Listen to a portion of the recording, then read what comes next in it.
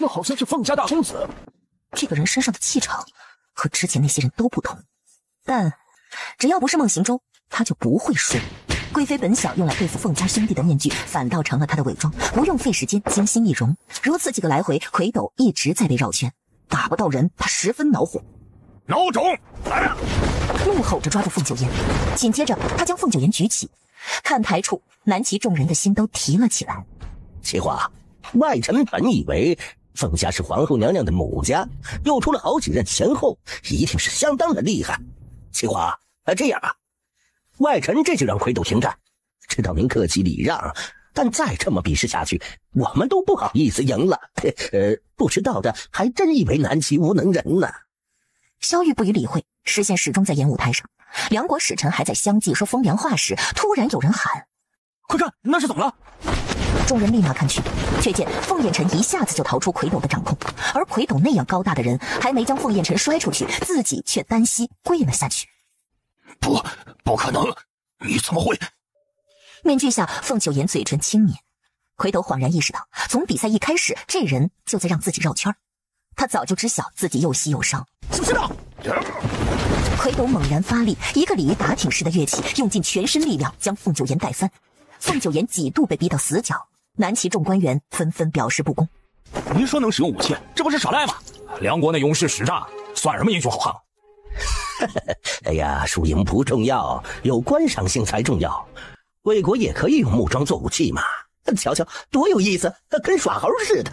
旋即他窜到魁斗面前，转眼间就扯下了他的腰带。萧玉眉峰紧蹙起，扯腰带，巧得很，那女刺客也对他用过这招。一眨眼功夫，凤九颜用他那腰带刷刷几下，瞬间就将他双手和木桩绑连到一起。太过分了，怎么能这样干？那可是我梁国第一勇士，是可忍孰不可忍。齐华，必须让那凤燕尘住手。使臣别激动，输赢不重要，好看才重要。你们瞧，多有意思！第4场，南齐胜。萧玉注视着演武台上的身影，是他多想吗？为何觉得有几个瞬间竟似曾相识？萧玉猛地推开房门，被抓住胳膊，右肩半露的凤燕尘。参见皇上。这里只有你。是，皇上。人未果，便要回宴回大殿，半路却见到皇后。臣妾参见皇上。皇后，方才台上比试时，朕并未见到你。那时你又身在何处？第2场比试开始前，臣妾听闻兄长身体有恙，便来看过他。由于担心兄长接下去的比试，加上目睹明轩的伤势，臣妾心神不宁，遂去小佛堂坐了会儿，为兄长和我南齐祈福。听说兄长胜了，臣妾不胜欢喜。他对答如流，但萧玉半信半疑。萧玉走出一段距离后，你去趟小佛堂。休整结束后，众人皆坐回原位。魁斗膝盖重伤，被送去太医院诊治。贵妃不满凤燕尘出尽风头，也不满这梁国使臣如此无用，浪费他一盘好棋。哼，人外有人啊！使臣先前言，我南齐无一人能战。倘若真是如此，今日就不是贵国派使臣前来求和了。这话一出，全场陷入一片死寂，连萧玉的脸色都黑沉沉的，厉眸望向贵妃。齐华，我皇是为了百姓少受生灵涂炭之苦，才遣我等来和谈，却不知在贵国看来，我们是被打服的。看来南齐许多人并无和谈诚意呀。被打得来求饶虽然是事实，但梁国上下都不承认。国与国之间的事儿，并非都能摆到台面上说的。贵妃的确失言，人外有人是一人之功。事实上，边关千万将士皆好汉，战功不是一个人拼出来的。比如方才，若非前面几位先耗费了魁斗的体力，让他露出破绽，我那兄长也无法这么快击倒他。终归你们只派了1人，所以这场也算我们南齐以数量取胜。此前2军对战，同样是南齐以10万大军对战梁国9万，梁国虽败犹荣。他这不是跟贵妃一样，都在说他们梁国惨败吗？偏偏还没话反驳。萧玉望向凤九颜，眉宇间的冷厉退了些许。梁皇爱民如此，朕钦佩。是以翠山口一战后，朕便下令撤兵，全了梁皇全权之心。即使来和谈，便没有谁胜谁负。如方才的比试，输赢不定。若能各退一步，便能保全双方颜面。若是非要追究个结果，这擂台就会一直摆下去。齐皇英明，外臣无话可说了。使臣远道而来，想来辛苦。今日之宴会便到此为止。接风宴结束，萧玉没起身，其他人就都没敢离开。凤燕臣何在？在。龙椅上，萧玉的眼神喜怒难辨。赏黄金1000两，官升1级。皇上，罪臣几日前已被罢官。座中的皇城御手心里一咯噔，皇上是误会啊，臣已经查清了，与凤公子无关，马上就让他官复原职。皇上，罪臣不要任何赏赐，只求皇上明察，还罪臣一个清白。关于2年前的案子，臣有冤。2年前，臣奉命押送一批赈灾粮，途经亳州，遇匪寇袭击。接着说，你有何冤屈？罪臣并非判断失误，而是被人出卖。出卖我的，就是现任参将薛池。皇上，臣冤枉，臣未曾做过这等事情，不知道凤大公子为何污蔑臣。可有凭证？有。皇上，当年薛池是罪臣的下属，本来也在运送赈灾粮的名单之中，但出发前2天，他声称家中母亲重病，要回家照料，便没有与我们一同启程，相约与我们在亳州会合。亳州匪寇横行，地势险峻，罪臣早已拟定秘密路线，知道那条路线的只有参与运送的指挥人员，薛池就是其中之一。后来遭遇匪寇活下来的，知晓秘密路线的只有罪臣和薛池。而后薛池寻找赈灾粮有功，升为参将。由此种种来看，薛池嫌疑最大。凤燕臣说是仅凭猜测便能够定人的罪的话，还需要官员审理案件吗？皇上，兄长口笨，说不清。接下去的话，臣妾替他说。兄长已将所有事告诉了臣妾，他指控薛池不是凭空猜测。片刻中，仁正被带到大殿上。卑职确实听到薛参将说，他把秘密路线透露给了按察使汪大人。皇上，臣与薛池来往甚少，更加从未听他提起过那些事情。除了仁正外，兄长还找到薛池与按察使的信件往来。凤九言说完，便呈上那些信件，他们落在萧玉手里，被他一一拆开看了。欺君，罪加1等。皇上，臣认罪，臣一时糊涂，真是受了王大人的挑拨呀！皇上，本官何曾挑拨您？挑拨您什么了？薛池，你要想清楚了再说，别像条疯狗似的乱要。本官唯一做错的就是收了你那些银子，帮你隐瞒秘密。那也是因为本官看你是个孝子，不忍见你坐牢，以致你家中老母无人照顾。皇上，是王大人，是他看凤燕臣不顺眼，所以借微臣之手除掉凤燕臣。那条秘密路线是微臣告诉王大人的，之后的事情也都是王大人的。凌迟。皇上，臣恳请您饶他一命。此话一出，除了凤九言之外的所有人全都意外不已。朕已下令，不得更改。那便请皇上给臣一个机会，让臣得以在薛池死前与他叙叙旧。皇上言出法随，但兄长与薛池兄弟情深，臣妾也恳请皇上，或许可以迟些时日再行刑。众人都听懂了，什么饶过薛池，什么兄弟情深，其实是凤燕臣想私下报仇，亲手宰了薛池。最终，萧玉同意延迟2日处置薛池。薛池被带下去后，贵妃惴惴不安。皇上，兄长无辜蒙冤一事。凤燕臣官复原职，赏金3万，所娶之妻直接获封诰命。凤燕臣还没有成亲，就给自己未来的妻子正了个诰命，这是相当不错。贵妃气得伤口越发痛，她本想让凤燕臣非死即残，可她却出尽风头，还给自己翻了案，官复原职，可恨呢。从薛池到胡尔达，再到那个魁斗，没一个有用的。贵妃越想越恼火，忽觉一阵天旋地转，贵妃昏厥，被送回凌霄殿。皇上，娘娘重伤未愈，难免会气血不畅，并无大碍，只需静养。永和宫，娘娘，您真的没受伤吗？那魁斗太强壮了，您真的不用让太医看看？我上场比试一事，不可告诉任何人。莲霜立马点头。皇后娘娘，皇上召您过去问话。2刻钟后，御书房。小佛堂的管事交代，你只待了片刻。那么长一段时间里，你去了何处，做了什么？事发突然，臣妾那时收到消息，找到了薛池和按察使的书信。在偏殿遇到皇上时，臣妾正准备去找兄长商议，何时将证据呈上，让案情真相大白。因还未与兄长商定，臣妾不敢贸然禀明实情，便只能称后宫不得干政。你身为皇后，却去插手前朝之事，该当何罪？臣妾只是不愿看到兄长含冤受屈。若皇上认定臣妾有罪，臣妾认罚。抄宫规100。是。还有一事，想请皇上彻查。梁国使臣让兄长比试，理由似乎可信，但却加上臣妾那位庶弟，似乎在故意针对，并且以庶弟的才能，如何会被任命为通事？如此种种，令臣妾不安。你倒是会大义灭亲。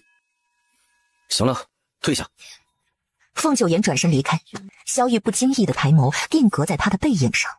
这背影，萧玉脸色骤然一沉，旋即他捏了捏眉骨，心绪烦躁。真是魔怔了，今儿他怎么看谁都像个女刺客，先是凤燕尘，这会儿又是皇后。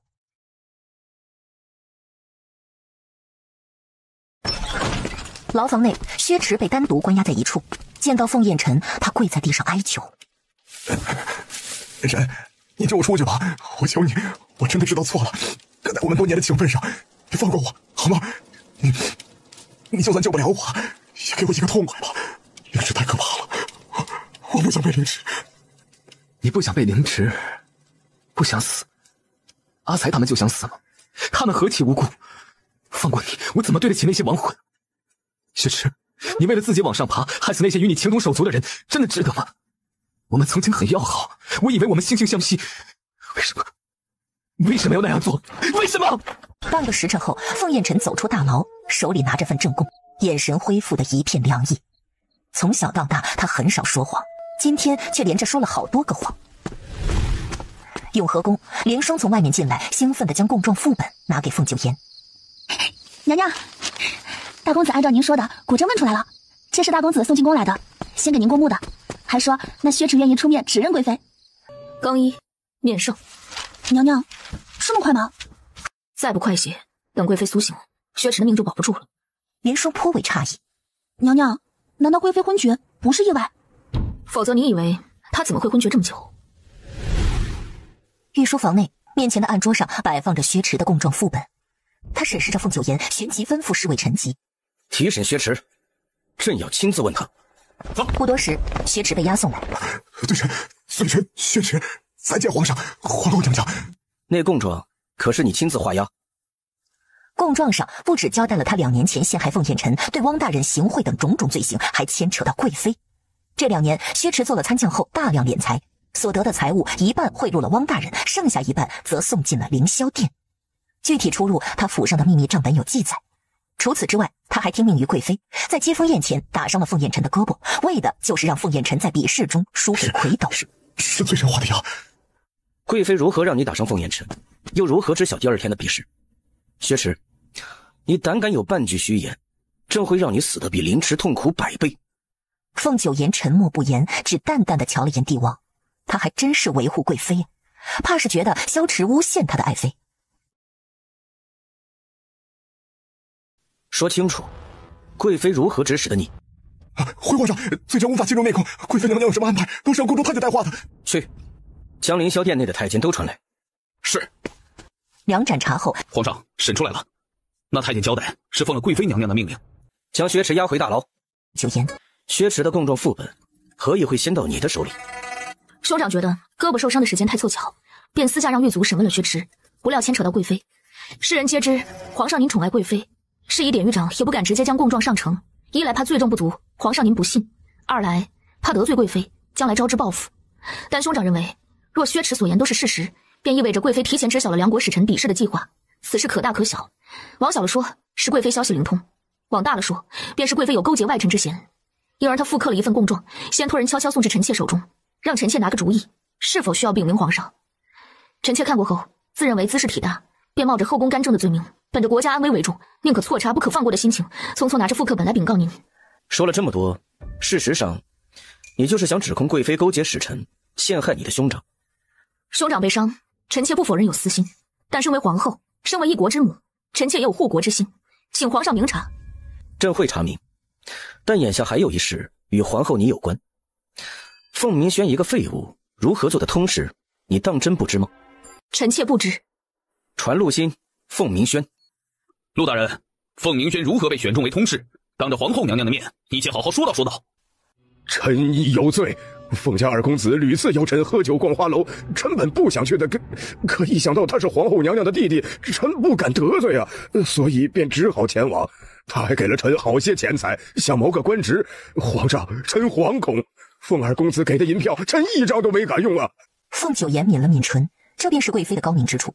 凤鸣轩的确对陆欣行贿求官职，是以即便东窗事发，陆欣也不算撒谎，还能将部分罪责推到凤鸣轩和他这个皇后身上。要不是凤九言早已让人查清，也难想到这罪魁祸首是贵妃。利用凤鸣轩求官心切设下这个局。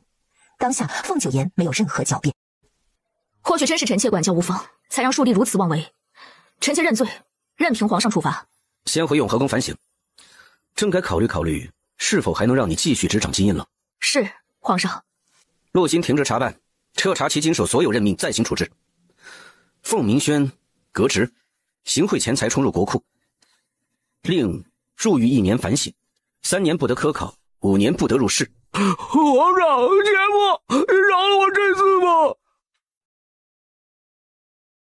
娘娘，贵妃的罪名不是更大吗？薛池都站出来指认了，怎么不见皇上下令处置贵妃啊？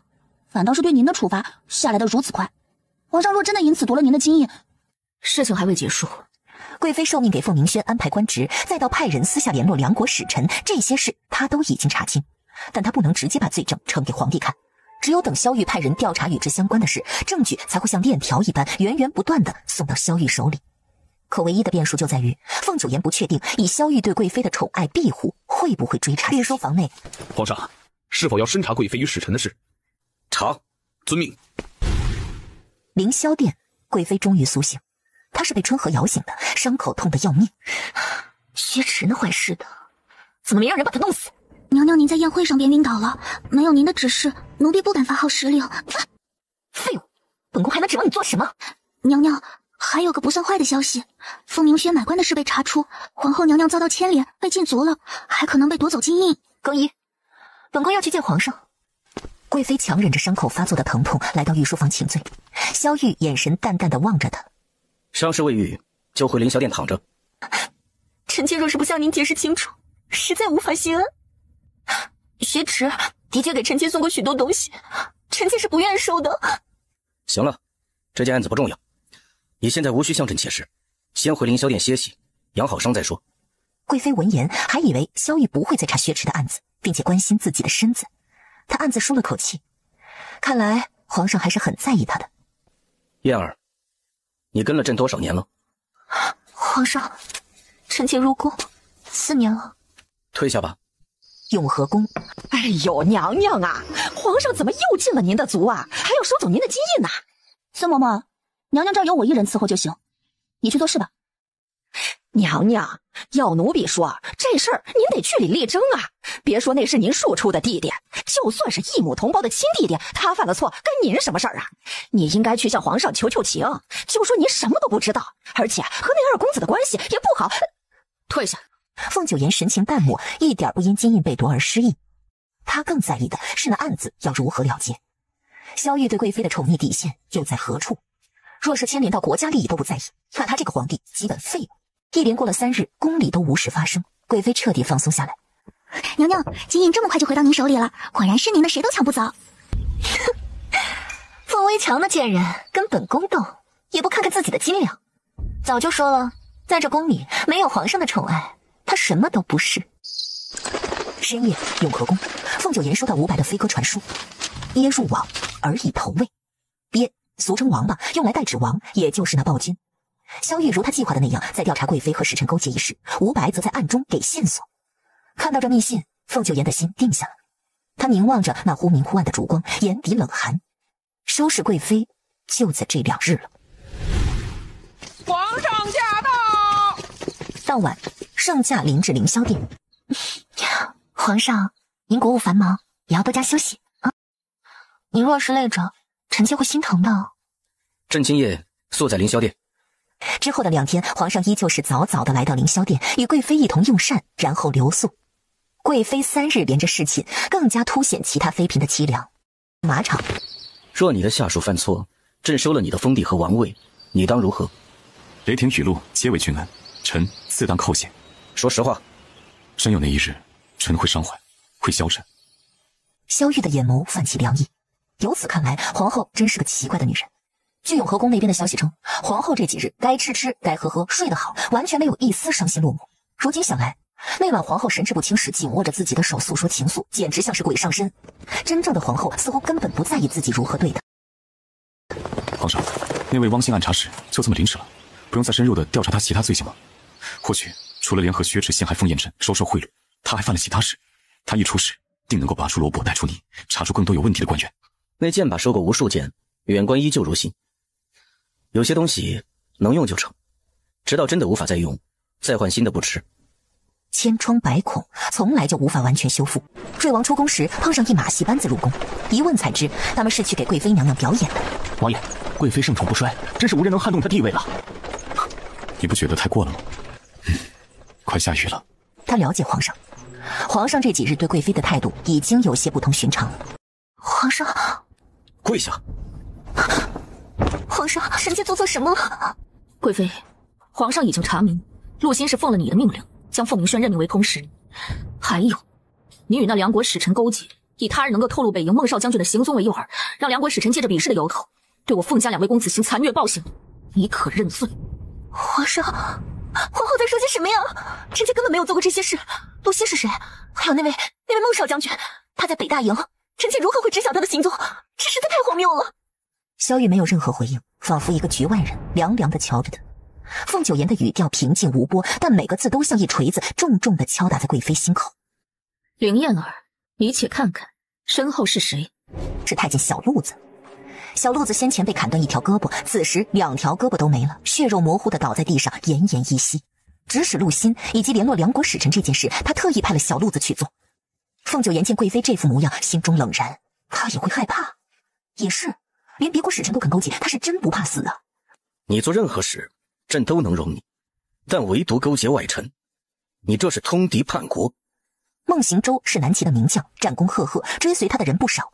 可以说，如果没有孟行舟，哪怕南齐能战胜梁国，也要多耗费好几年。贵妃竟然拿他作为交换，若是被北大营那些将士知晓，势必会引起哗变。不是这样的，皇上，你听臣妾解释，臣妾没有。朕已经查到证据，你虽谨慎到派手下与使臣相谈，但只要是你的人，就会留下痕迹。贵妃，这次朕保不住你。外面雷声乍起，惊得贵妃身子一抖，怎么会变成这样？贵妃想不到，皇上竟然一直在查她。这几日，皇上不是对她宠爱有加吗？今日还为她请了马戏班子入宫，而且事发突然，她从云端掉到深渊，根本来不及思索该如何应对。皇上，贵妃勾结使臣，证据确凿，但她毕竟是您的宠妃，这事传出去，怕是不利于稳定军心。是以，臣妾提议，不如寻个由头，将她打入冷宫。微墙一案的真相大白前，他不会让贵妃这么早死，而且萧玉也舍不得。是以，倒不如他来卖这个人情。他要在凌霄殿内找寻赵钱的手札，就需要贵妃搬离凌霄殿。皇上，臣妾可以接受任何处罚，只求皇上不要抛弃臣妾。除贵妃外，都退下。孟九言眼神坚定地站在原地，直视着萧玉。先出去，朕会给你一个交代。这意味着萧玉不会再包庇贵妃。凤九言姑且相信他。林燕儿，4年的荣储，加上这几日给你的体面，朕不欠你的了。不可以，皇上，您说过我永远是后宫最受宠的女人，你承诺过的呀。您真的要把臣妾打入冷宫吗？那样的话，臣妾宁可死。朕身边容不下你。皇上，您看看臣妾，臣妾真的知错了。但臣妾没有勾结梁国使臣，臣妾只是想利用他们对付凤家兄弟。他们暗中派人刺杀孟行舟，臣妾不过是些个空头银表。且不说臣妾不知孟行舟的下落，就算朕知道，也不会告诉他们的。皇上，臣妾是您的妃子，也是南齐万千百姓中的一个，臣妾怎会帮敌国人呢？皇上，你要相信臣妾，臣妾不会的。凤家兄弟与你无怨无仇，你真正想对付的是皇后。说到底是为了争宠，无所不用其极。你难道不知道朕最厌恶什么样的女人吗？贵妃往后一倒，瘫坐在地。萧玉最厌恶的便是为求圣宠不择手段的女人，她这次犯了大忌了。收受官员贿赂，不同于你收受妃嫔家眷馈赠，这是勾结前朝。你还暗箱操控，指使陆欣任命凤鸣轩司连使臣，妄图出卖为我朝立下汗马功劳的良将。林燕儿，看在这4年来你为朕所献的，朕不会杀你。旋即，萧玉召人入内，当众宣判：即日起夺贵妃封号，将为贵人，搬离凌霄殿，无诏不得面授，永不复宠。贵妃浑身一震，瞳孔放大又放大。永不复宠，君子一言尚且驷马难追，何况帝王一言？皇上这是彻底不要他了。皇后，朕说过会给你一个交代。凤鸣轩行贿买官一事是朕没有查清，以致你蒙冤。朕已严惩贵妃，将其降为贵人。你的禁足解了，金银也会送回到你的手里。凌霄殿里的那些受贿所得，你一一列明，充入国库。另外，你那个不成器的庶弟，朕明日便让人将他放出大牢。这是朕做的最大任务。你可还有什么不满？最后那句不是在询问他的意思，更像是警示。萧玉免了凤鸣轩的牢狱之灾，是为了换取林燕儿一条活路。皇上圣裁，臣妾没有任何不满，但臣妾有一请求。何事？臣妾恳请，看在薛池揭发有功的份上，免了他的凌迟之刑，给他个全尸。这是此前说服薛池出面作证的条件，他得办到。哼，以德报怨，朕真是娶了个好皇后。凤九言只当听不出他的挖苦，等着他回复。朕可以成全你的请求，但林贵人所犯之事，臣妾不会往外说一个字。看来萧玉也怕别人说他处事不公。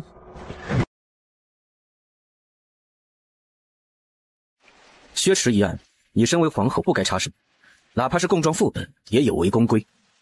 你便在此抄公规，抄到朕满意为止。凤九言迅速地皱了下眉。是。工人摆上了笔墨纸砚，凤九言坐下后，手里抄着公规，心里想着别的事。凌燕儿搬离凌霄殿，他的计划就成功了大半。接下去最重要的是找到赵钱的手札。好在萧玉有言，凌霄殿里的工人要调度到各宫，重新换一批，此事应当由他这个皇后来安排。到时候他完全能够以权谋私，但如何安排才能正大光明的找到那手札呢？此时清虚宫内，凌燕儿被送进来后，也有工人伺候着，但都不是他曾经用惯的人，连春和都不在。其他人不得随他入清虚宫，还在常理之中，但春和可是他的贴身婢女，与他主仆一体呀。皇上这是真的动怒了，将他身边所有人都撤走，让他孤零零的待在这儿，没人可用。我都要见皇上，臣妾知错了。贵人，皇上已令您无诏不得离开清虚宫，请您回去歇息。雨水冲洗掉他脸上的脂粉，露出那道狰狞的疤。贵妃怒斥：看他本宫的路，夜间，凤九言再次趁着夜深潜入凌霄殿，继续寻找赵钱的手札。这一次，他直接去了林燕儿的主殿，赵钱常在林燕儿身边伺候，或许有机会把手札放到这主殿内。终于，他发现床内侧的墙上有玄机，他踩在床上敲了敲那墙壁，都是实心的，但有一处凸起。他尝试着摁下，忽然另一侧的那面墙发生了移动，随着暗门打开，暴露出一条漆黑的密道。他当即跳下床，跳入了密道。这地方他来过，虽只来过一次，凤九言一眼认出这是他第二次和萧玉交手的地方，华清宫的地下暗室。那张玉床还在，当时萧玉就是坐在这玉床上逼读，甚至石壁上还有他们当时打斗留下的痕迹。凤九言眉头紧皱，但是凌霄殿怎会和华清宫相通？历经4个晚上，他终于在小厨房内堆放柴火的角落边一块松动的板砖下发现了手札。手札上记录着赵钱这些年为凌燕儿做的所有事，无论大小，且都标注着具体时间。翌日一早，凤九言便去了清虚宫。清虚宫与冷宫无异。接枫叶那天，我怎会晕倒？是你干的，对不对？是我。果然你算计我！我要告诉皇上，你这个贱人，毒妇！收买？哼，这你就说错了。我只是承诺薛池能让他免于被凌迟，如此他便把实话交代了。你大可以去告诉皇上，可那又如何？薛池所言冤枉你了吗？你这个贱人，你什么时候开始计划的？难道你早知道我只是薛池，他是傅彦辰？从你拿凤家人威胁我开始，我便知道要让他们有自保的能力，而非我一直护着他们。至于薛池打伤兄长一事，是你自己将把柄送到我这儿的。我今日来清虚宫，便是要告诉你，还没结束。原来你还想为了之前被掳的事报仇？凤围墙，你做梦！这般确定皇上不会气你，是因为凌霄殿内那条密道吗？你知道那密道？你胆敢去凌霄殿封宫？我奉皇命查你收受的那些贿赂，恰巧发现密道。密道的尽头是一间密室。你见过里面那张玉床吗？我和皇上就是在那上面缠绵，那是我们的销魂窝。林燕儿这边显然是不会说实话了，那么还能找谁问？奴婢参见皇后娘娘。他将赵钱的手札复刻本甩给春和。看看。皇后娘娘，奴婢不知这是什么。你今年24，明年就要放出宫嫁人了。听说老家有个情郎一直等着你。你很聪明，知道把重要的人藏好，让他隐姓埋名，待在别国经商。可你知晓林燕儿那么多事，她真会如你所愿放你出宫吗？奴婢不知道娘娘您在说什么。本宫不会对你严刑逼供，但本宫也见不得林燕儿被蒙在鼓里。你那情郎的下落，皇后娘娘，奴婢一条贱命，不值得您这般算计。那就把你知道的所有事告诉本宫。他侍寝时，你可在内殿伺候？这是万万不能的，皇上不喜那个时候有人伺候。你就没偷看吗？他们除了在床上欢好，可还会去别的地方。主子不让伺候，奴婢怎敢窥探？从皇上和娘娘进了内殿安置，直到皇上离开，刘公公收拾妥当了，奴婢才能进去的。有一件事，奴婢不知是否重要。娘娘每次侍寝完，身体都尤为虚弱，需要进补大量燕窝、阿胶红枣膏。他们的共同点便是都有补血功效。凤九妍的脑海中闪现一道白光，瞬间驱散他先前的重重疑云，照亮一条明路。书房，萧玉正与大臣商议两国和谈之事。皇上，梁国让我们赔付100万黄金，这简直就是狮子大开口啊！我们绝对不能同意的。陈将军，若是不答应这些条件，就得按照他们所说，让孟行舟负荆而行，前去梁国都城请罪了呀。那也不行，孟行舟是南齐的功臣，怎能让他受此羞辱？况且他还身受重伤。皇上，臣认为宁可付上黄金100万，也不能牺牲孟少将军。梁国的心思昭然若揭，如果孟少将军真的踏入梁国地界，只怕九死一生。钱财乃身外之物，失了100万黄金早晚能赚回，可若是失去孟少将军这样一位大才，我南齐北境岌岌可危啊！此言差矣，流年不利，税收是1年不如1年，100万黄金能为南齐百姓做多少事？至于的孟行舟，如今战事已停，哪有那么多仗要打呀？没错，他要是真的忠心耿耿的，负荆请罪能够换来100万黄金，那他就该为皇上分忧。他要真的是功夫了得，又何惧梁国小人暗算呢？想来必然能够平安的回来。皇上，李大人说的在理，臣还有补充。此前多有谣言说那孟行舟居功自傲，有拥兵自重之野心，不如就借此机会，一来试试他的忠心，二来杀杀他的傲气。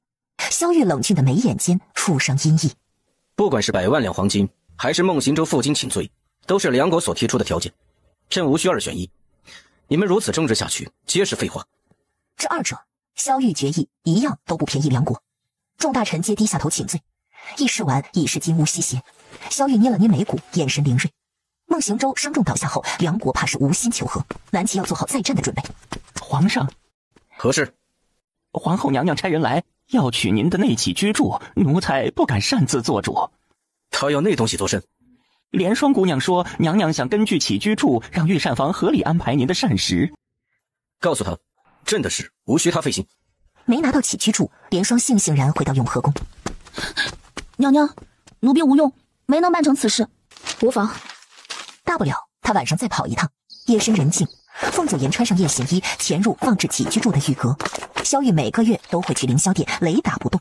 光看记录，还真是对林燕儿宠爱有加。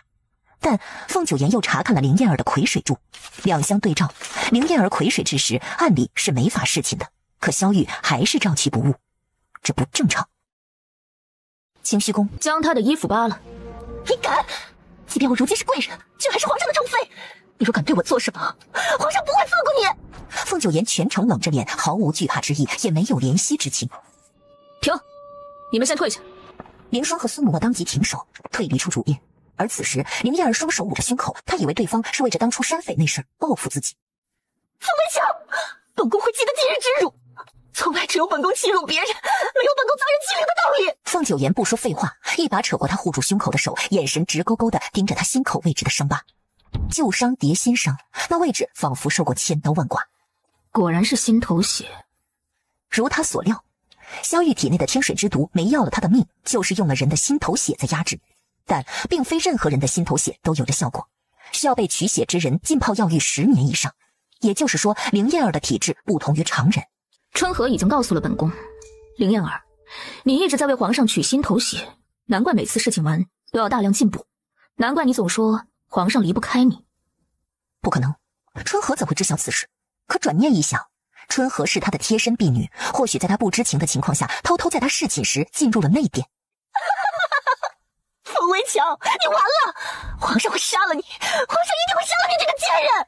事关皇上的秘辛，本宫知道了，的确会成为皇上的眼中钉。但只要你不说，皇上如何会知道本宫已经知晓？想告状？哼，本宫会告诉皇上，这秘密是你亲口告诉的本宫。好啊，去说呀。岂不说皇上信不信你？皇上最在意的是你知晓此事，马上除掉你，并非你从何而至。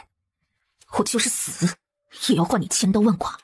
你失了皇上的信任，他还能留你到几时？除不掉我，即便我犯下天大的错，皇上也会护着我。降了我的位分只是暂时的，皇上爱我，也离不开我的心头血。这辈子我和皇上注定在一起，谁都无法介入。你如何确定他会一直需要你这心头血？皇上驾到！一听皇上来了，凌燕儿立马变了副嘴脸，迅速挤出几滴眼泪，摆出被欺负惨了的模样。皇上，皇后娘娘让人撕了臣妾的衣裳，借此羞辱臣妾，幸而臣妾拼死抵抗，保存了最后一丝颜面。可您再不来，臣妾就要守不住了。他一语双关，守不住的不只是他的尊严，还有他心口的伤疤。皇上身中天水之毒的秘密。滚回你的永和宫，没有朕的允许，不准再踏入清虚宫一步。是。待凤九妍离开后，皇上，您不知道，皇后气势汹汹的过来就要拔臣妾的衣裳，差一点他就发现了。先把衣服穿好。臣妾头好晕，皇上，抱臣妾去床上。自己站好。萧玉转身背对着他，看向殿门那边。朕会派些侍卫过来。皇上，臣妾害怕，你能陪陪臣妾吗？朕说过，永不负宠。林燕儿，你安分些。说完，他抽出自己的衣角，无情地离开。永和宫，娘娘，奴婢以为那林贵人彻底失宠了，没想到皇上还那么在乎她。一听到人出事，就放下国家大事，赶去了清虚宫了。凤九妍不在意这些琐事，她神情冰冷且凌厉。目前已经确定，凌燕儿那般肯定萧玉离不开他，是因为皇上身中天水之毒，需要凌燕儿的心头血入药。既如此，他就不用担心了，因为他就掌握着天羽飞针，能解萧玉的毒，萧玉便不再需要凌燕儿。只有先解了萧玉的毒，凌燕儿才能受到该有的惩罚。看来得拼一。长信宫，若是普通毒发，他去找凌燕儿便能够缓解，但这次的感觉尤为强烈，如同被丢在极寒之地，四肢百骸，全身的血液都凝固。凌燕儿已经满足不了他了。点灯。这是他和那女刺客的约定，一旦他临时毒发，需要施针解毒，就点亮长信宫的灯火。果然，不过片刻，人就到了。等等，找个没人会打扰的地方，我需要整整2日，一次性将您这毒解了。你之前有言，一次性下针逼毒，对中毒者有损。我找到法子了，您若是不放心，找人盯着便是。萧玉盯着他的双眼，他的眼睛如同静止的潭水，深沉无情，但也没有狡黠算计，透着股正气。最重要的是，那女刺客身中梦华之毒，若是她死了，那刺客也拿不到解药，也会死。思虑再三后，萧玉同意了。他来到华清宫，你留守在外面，2天后，朕若是出不来，你便集合宫之力杀了他。皇上，属下斗胆，请您三思啊！萧玉决定的事不会改变，他毅然进了密道。务必守好，一旦破功，他和萧玉都会死。是。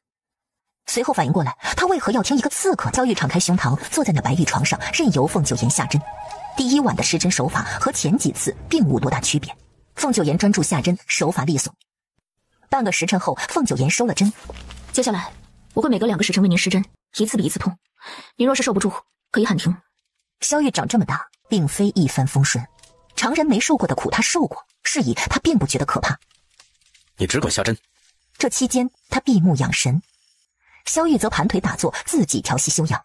密室内死寂无声。2个时辰后，凤九妍第2次给他施针。萧玉开口打破这该死的寂静：“你从何处找来的法子？给您下毒的那个人究竟是谁？为何想知道那人是谁？有仇。解了这毒，朕自会告诉你，连同梦华之毒的解药一并给你。”都到这个地步了，凤九妍也不急于一时，他不再追问。第2次施针结束，已是后半夜。清虚宫，凌燕儿辗转未眠，她直挺挺地坐在床上，望着窗外。婢女说皇上早就回紫辰宫了，这不应该呀，他怎会没有毒发呢？就算不毒发，也该难受了，他一定会来找自己的。凌燕儿心里焦急，不由自主地胡思乱想。就这样，熬到了天亮。娘娘，皇上一早就出宫巡视了，要离开2天，季米2时都不早朝。不可能，刘世良呢？问过他了吗？他怎么说？就说本宫问的。奴婢问过刘公公了，刘公公也是这样说。凌燕儿紧蹙着眉，百思不得其解。不知为何，他有种不祥的预感。华清宫的地下密室内，一夜3次，几乎是彻夜未眠。凤九妍免不了疲累，但他立马强迫自己清醒，一来怕误了下次失真的时辰，二来防着萧玉。他现在易了容，万一萧玉瞧出不对劲，揭下他的假面，那他就前进气了。看朕做甚？您没有需求吗？吃喝拉撒，这是人的正常需要。凤九妍视线淡淡的扫了眼他下3路，憋久了不好。暗中查朕。凤九妍愣了一瞬，查他什么？他将凤九妍的神色变化尽收眼底，看来是他想多了。随即他话锋一转，否则你入宫是为了什么？您是明君吗？是否为明君，从来都是世人评说。朕若说自己是，你信吗？我信。所以别让他失望。您会念清心咒吗？我念几句，您记住，一会儿有用处。凤九妍准备第4次失真，他提前告知，这次失真会有所不同，您若是受不住，就按我方才说的默念。前几次失真逼毒，萧玉都能轻松忍受，因而他想不到这第4次会有多激烈。失真到一半时，萧玉便逐渐感觉到异常，不同于天水之毒发作的寒，那是一种火热，逐渐蔓延到全身，又逐渐汇聚于一处。你在做什么？这感觉竟和中了那春药一般，叫他几乎要失去对身体的掌控。心咒，滚！人体内的血有通行的管道，失真后管道扩张，血流速度加快，如此才能加速逼毒。好，你若敢骗朕，朕定将你碎尸万段。不知不觉的，他念起凤九妍教他的清心咒，但慢慢的，清心咒也有些不抵用。那所谓的管道扩张开来后，他腹部下方，尤其那处的血也走得极快极快。血流动得快，所经之处就越发灵目，以至于真像是中了春药，生出一丝不该有的念头。记忆如同洪水打开一道口子后，便铺天盖地的一起涌来。不知为何，他的脑海中全是之前中春药那回那该死的女人帮他的场景，一幕幕都是他。许多事都不是他能控制的，一道迅如疾风的力量袭来，突然将他拽倒，他骤然一怔，紧接着那灼热扑面而来，像火球一般将他包裹。原本躺在那上面的男人，此时竟翻身到他上方，强有力的手掌按着他肩膀，俯身仿若猛虎一般，危险的视线逡巡着他身子，要将他吞入腹中。凤九妍的瞳孔蓦地一缩，果断扎下最后一针，旋即抬起双手撑住男人不断靠近的胸膛，还要避免碰到那些银针。男人的薄唇几乎贴着他侧脸，似有若无的拭过他脸庞、耳垂。男人的呼吸如同夏日的射烙，喷洒在他颈边。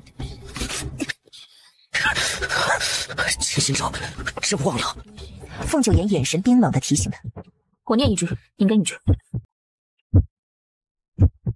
随后，他也意识到自己做了什么，当即坐起身，打坐静心。这之后，他再没有失控。萧玉一睁眼，便看到某人伸手向最后一张臂。从昨晚到现在，他还什么都没吃。陈吉送下来的那些东西，全进了女刺客的肚子。第5次失真，不同于之前的火热，此刻已是能烤干人体内所有水和血的滚烫，仿佛扎进体内的不是针，而是灌注烧滚的铁水。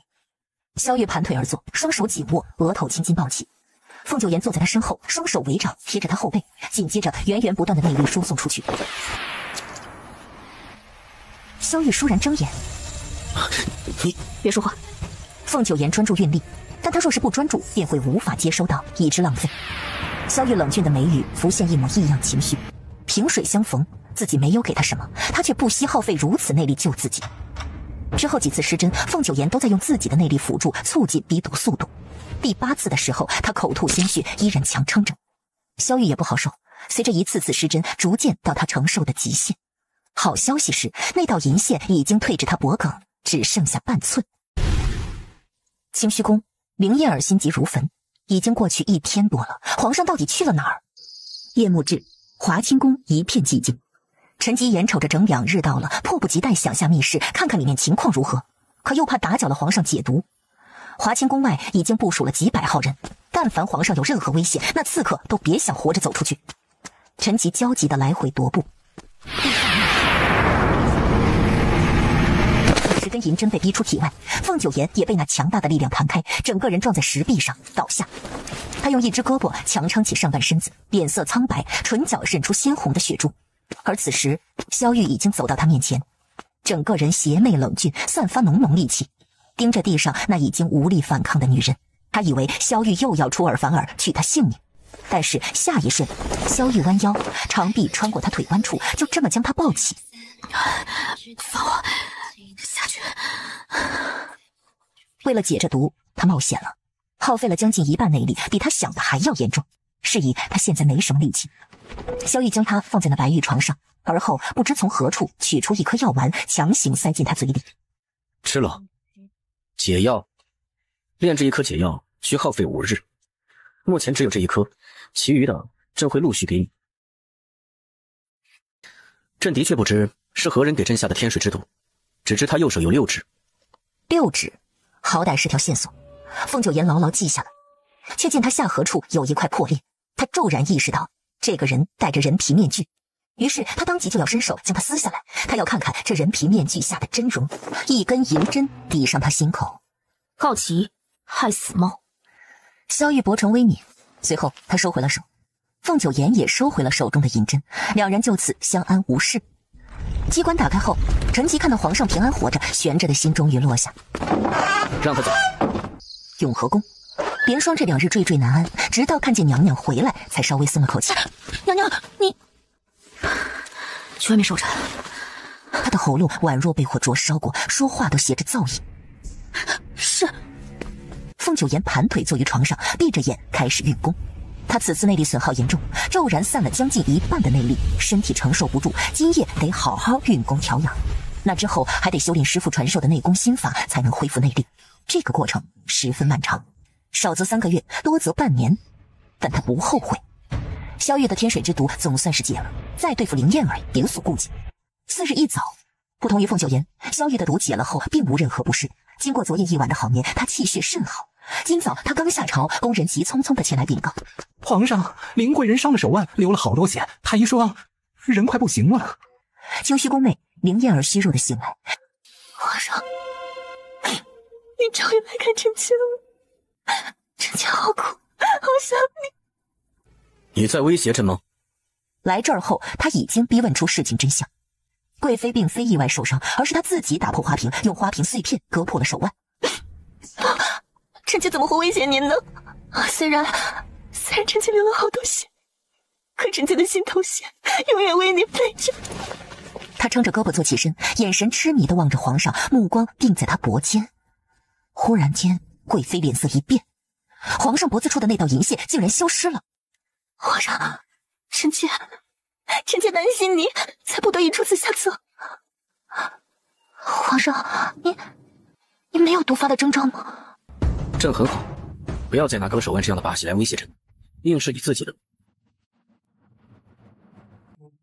后宫，凤九言听闻前朝那边的消息，又要战。他先前撤兵算什么？萧玉以为打仗是如此随便的事，他放心不下将士们。皇城这边的事得早些解决了，该和凌燕儿算总账了。更衣面圣。御书房，萧玉看着一袭素衣、浑然不似皇后模样的凤九言。皇后，你可认得这上面写的什么？认得。您正在看的是那些山匪的初始供状，没有经过任何删减的真相。那上面才是臣妾被掳后真实发生过的一切。宫中某某为你验过身，他分明是清白之身，为何供状上说他被掳后就已遭凌辱？臣妾服用了抑郁禁药，褪了一层皮，才除掉那一身伤疤，还有修补之术。是以哪怕是宫中经验老道的嬷嬷，也查不出臣妾已然非。萧玉一拍案桌，眼底蹦出寒光。所以你在欺君？你们凤家都在欺君吗？你一直在骗朕。凤九言的心一沉，重点是他骗了萧玉吗？重点是凌燕儿所做的那些事。皇上，山匪的正供提及，臣妾受辱时，凌燕儿就在旁边。赵琴的手札上记了许多事，大多是凌燕儿吩咐他做的，其中就包括让他雇山匪绑走臣妾，行凌辱之事。住口！皇后，你真是疯了！谁准你查的凌燕儿？朕说过，赵钱山匪一案早就结束了。你违抗朕的旨意，私下调查，你做的这些已经越过皇后的本分了。可对于臣妾而言，并未结束。臣妾遭逢祸事，本想一死了之，但实在不甘见到罪魁祸首逍遥于律法之外，见他受尽圣宠，高高在上。臣妾现在还活着，唯一的目标便是找齐这些罪证，让真凶受到应有的惩治。凤微强，朕看你真的是活腻了。当初那些山匪的证供并非如此，你是要推翻先前所有的吗？这么做便是承认你收买了那些山匪，让他们做了不实不全的证供。这些都是细枝末节，臣妾的重点从来只在林燕儿一人身上，他是主谋，所有罪责应当由他承担。至于臣妾，为了查明真相，用些手段也无伤大雅。若是皇上非要揪着这些不放，那么等您惩处了林燕儿，再想怎么处置臣妾，臣妾都领受。他的眼眸平静如水，却透着股坚韧毅力。某个刹那，令萧玉想起那个解了他天水之毒的女人。只有这些供状吗？你若是拿不出其他证据，臣妾还有证人。马厩赛后，王天海被查出是谋害2位娘娘坠马的真凶。事实上，王天海是受林燕儿指使谋害家嫔。他被抓后，林燕儿怕他供出自己，便派宫女珠儿前去灭口。皇上容禀，那晚宫女珠儿并未死，臣妾秘密将她送到宫外救治。现在她可以作证，指认林燕儿。赵乾的弟弟赵熙，他是赵家几口的唯一幸存者，指认林燕儿手下残害他们一家。如果这些不够，还有林燕儿曾经的贴身婢女春和，她也能作为人证，指认林燕儿的种种罪行。眼下正值我南齐与梁国焦灼之际，朕没工夫处理你这等事。朕彼时说到此为止，便是一切终了。皇后，你拿着你这些无用的东西滚回你的永和宫。你欺君一事，朕会与你算清楚。林燕儿所作之恶，朕也会严惩，但不是现在。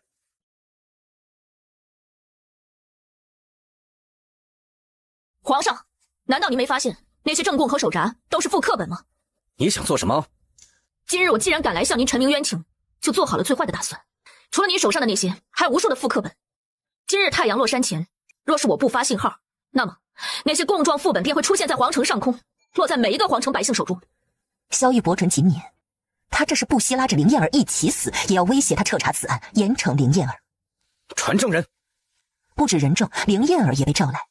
皇上，草民的兄长赵乾在皇贵妃娘娘手下做事，他写下那封手札，就是为了给自己谋条生路。没想到皇贵妃那样狠毒，为了斩草除根，杀光我们一家。现如今只剩草民一人，幸而得好心人相救，那些人放火烧屋，没注意到草民偷偷爬了出去。皇上，是贵妃娘娘让奴婢自杀王天海的。是娘娘怕赵乾的家人知晓一些事情，便让奴婢安排将赵乾一家人除掉。至于山匪掳走皇后娘娘一事，也是娘娘。闭嘴！正好，本宫待你不薄，你就拦口谎话污蔑本宫，说皇后如何收买的你？臣妾好冤呐！皇上，请您圣裁。萧玉目光逼仄地落在他身上，眸间犹如寒星点点。萧玉没忘记，凤九言手里还有无数证供的副本，他若是不严惩林燕儿，这事儿便过不去。林燕儿罪大恶极，贬为庶人，判流放执行。皇上不是真的，臣妾不能离开您的。您看看臣妾是您最亲近的燕儿啊！贱人，明明是你自己私通外男，失贞在先，你就把这事算在本宫头上，是你污蔑本宫，这一切都是你的所见。随着贵妃被带走，御书房里瞬间清静。皇上，请您将林燕儿的所有罪行昭告天下，包括她杀人、私通使臣。昭告天下，别的也就罢了，你是想让天下人都知道你这个皇后早已被害的失贞吗？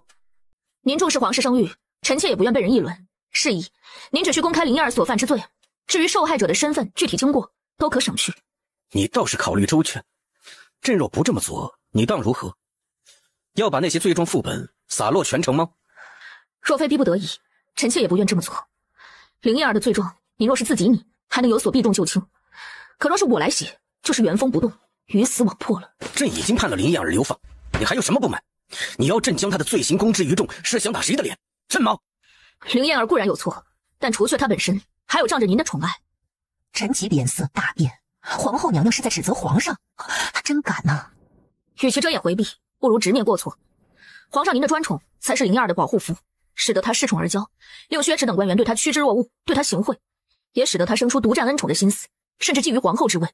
否则，臣妾还未入宫，定未得您亲眼。林燕儿为何要用那般恶毒的手段毁了臣妾？百姓中早有传言，说您与林燕儿是纣王妲己，自古妖妃祸乱后宫与朝纲，她背后的君主从来难辞其咎。您若怕龙颜有损，臣妾倒是有个法子，不如您紧跟着下一道罪己诏。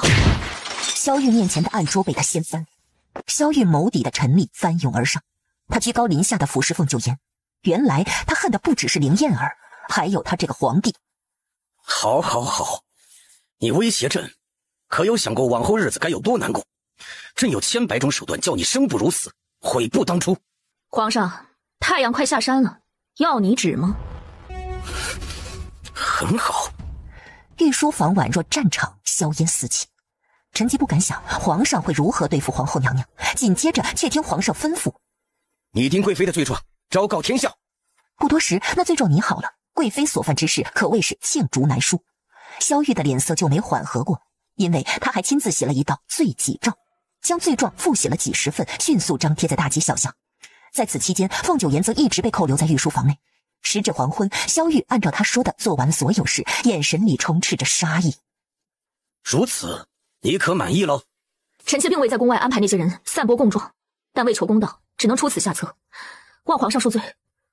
臣妾自知破败之躯，不配再侍奉皇上，是以请皇上废后，臣妾会离开皇宫。萧玉被气笑，冷嗤一声，他捅了这么大篓子，还想走？朕是不是说过会让你生不如死？来人，降皇后！皇上，太后有懿旨，召皇后娘娘前去。萧玉神情骤冷，看向凤九言。凤九言淡定如常，站如松柏，显然这一切都在他计划之中。他还真是算无一策啊！皇后，你最好祈求能在慈宁宫待一辈子。臣妾告退。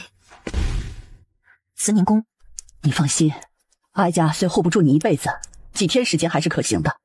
只是你若想拖延几天，让皇帝消气，只怕是不能的。皇后，你得有个打算才行啊！谢母后，臣妾这几日想出宫一趟。他有些答非所问，但事实上他在慈宁宫躲着几日，不是因为畏惧萧玉惩罚躲避他，而是为了出宫办事。你要出宫？身为皇后，怎能随意离开皇宫？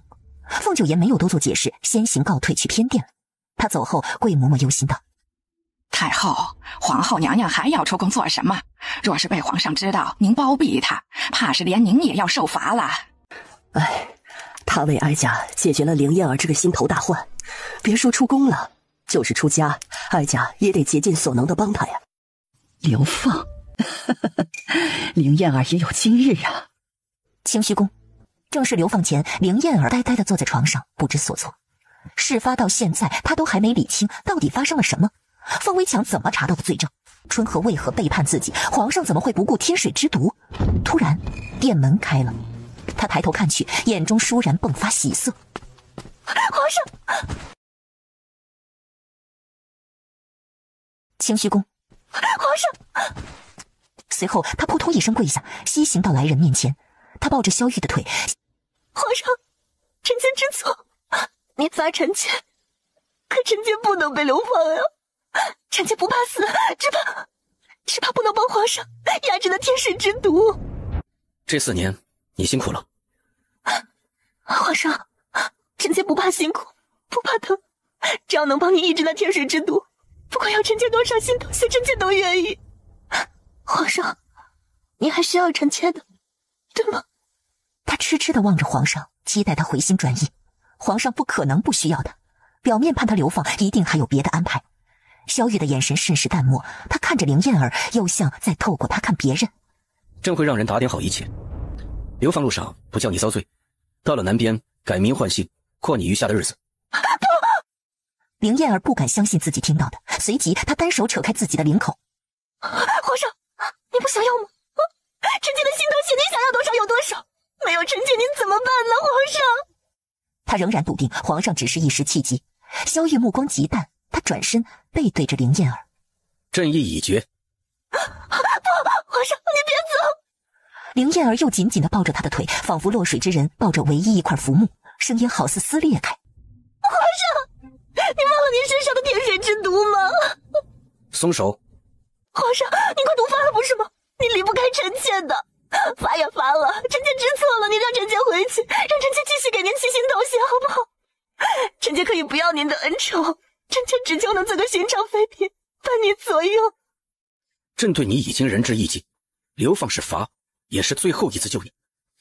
以后你是生是死，都与朕无关。不可以的，皇上，您毒发了怎么办啊？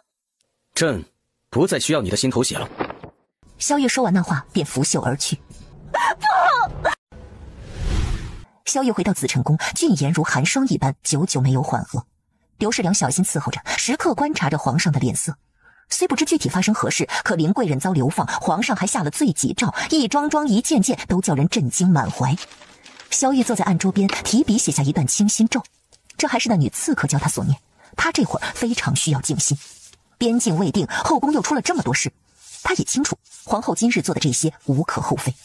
遭到欺辱后，勇于查明真相的不多，敢把此事告诉自己丈夫的更是少之又少。他们都希望在丈夫心中自己是冰清玉洁，唯独皇后什么都豁得出去。她这份勇气很多男子都不具有，只可惜这改变不了她欺君失贞的事实。萧玉不止一次地问自己，她的后宫真能容下一个失贞的皇后吗？即便她不喜欢皇后，此生都不可能碰的，但她毕竟占着皇后的位分，是她名义上的发妻。自封微强长金印以来，后宫也算是被她打理的井然有序。一个不会和妃嫔争风吃醋，又能安守本分的皇后，实在难得。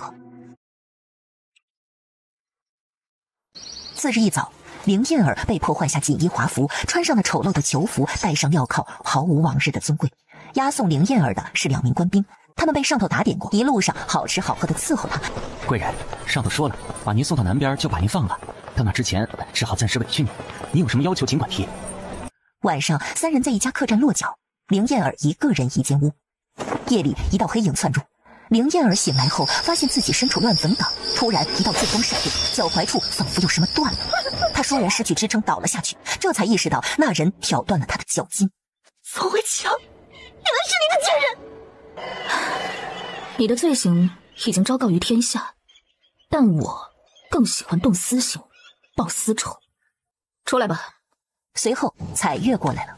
她是凤微强的贴身婢女，对自家小姐有多忠心，就对凌燕儿有多恨之入骨。放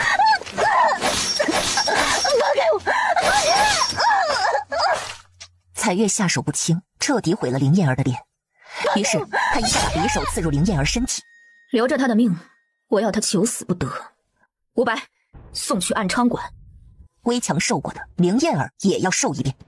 一听到暗娼馆，凌燕儿声嘶力竭地喊：“不要！害你的人不止我一个，凤慧强！你放过我，我就告诉你，你不知道的真相！”凤九言的脸色甚凉薄，他倏然握住林燕儿身上插着的匕首，用力一砍。你没资格讲条件，说实话，我能让你死得痛快些。不知道是谁，那个人给了我一封密信，他偷了给我说你会在那日出府途经，总之，他才是元凶。是他逼你做的吗？他只是告诉你路线，真正下毒手的人还是你。怎么没有？他和你一样，找到了我那些罪证，他把我做过的事查得清清楚楚，以此威胁，所以我不得不做。没有那密信，如何证明你所言属实？那些山匪、混账，把所有事都推到了我头上。凤微强，你怎么不去找他们算账？你怎么让他们死得那么容易？我只让他们毁了你的清白，没让他们做其他事。其他的，毁了你声誉，怪你那些，都是他们擅自所做。我更加没有旁观你受辱。那几日我感染风寒，一直待在宫里，我怎么可能出宫去扇匪窝？他们的公章都是假的。感染风寒？难道不是在为你出宫做掩饰吗？贱人，信不信由你。你等着，那个人一计不成，肯定还会继续害你。你斗不过他，他什么都知道。他就像恶鬼，早晚把你撕碎了。凤九言心海翻腾，其实他也一早察觉出古怪，比如凌燕儿做的那么隐秘，就是不想让人知晓他是幕后真凶，没理由将自己暴露在微强和山匪面前。送走。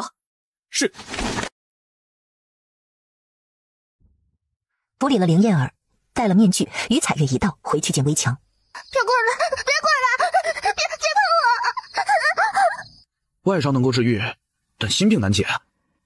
近期我打算带他离开此地，可行否？哎，万万不可！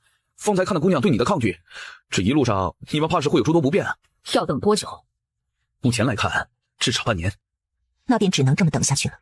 为了微强的病情，不能急于一时。苏兄弟，啊，这是梦华之毒的解药。上次你送来的那点解药帮了我大忙了，我才能顺利治出来。我起初治出的也是如此，后来经过改良，发现也能一次解了这毒，才多耽搁了一些时日。你快服下吧。多谢。夜色已深，宋离待在此处不便，先走了。眼下我有别的事问你，娘娘，出卖小姐的人绝对不是奴婢，奴婢将小姐视作亲人，不可能害她的。我要知道围墙出事前后究竟发生了什么，事无巨细，不可有任何遗漏。那日小姐要去寺庙求签，老爷安排了好些护卫随行，伺候小姐的丫鬟除了奴婢还有瑶娘。回来的路上就碰上了那些山匪。娘娘，有件事奴婢没跟别人说起过，其实小姐中途折返了，如果奴婢没摔倒，小姐就不会折返来救奴婢，那样小姐就能跑得更远。那个瑶娘在府上多久了？娘娘是府里的家生子，是信得过的，那天她也是为了保护小姐死在了林子里。所以那些山匪只留了你一个活口。奴婢那会儿晕倒了，他们没有发现奴婢，或者以为奴婢死了。主子，属下有事禀告，这件事您绝对想不到。伍佰有事禀告，凤九言便屏退彩乐。什么事令你如此着急？那个女人，属下按照您说的，暂时用药把她变成了哑巴，将她送去安昌馆。那里的老鸨按规矩先给她检查身子，再决定收不收。属下在外头等着呢，没一会儿，那老鸨就气冲冲的跑来，对着属下一通骂。您猜怎么着？让他猜。凤九言一记眼刀递过去。老鸨说，那根本不是个完全的女人，竟是个使女。使女，也就是说没法和男人行房事，没法生儿育女，连癸水都没有。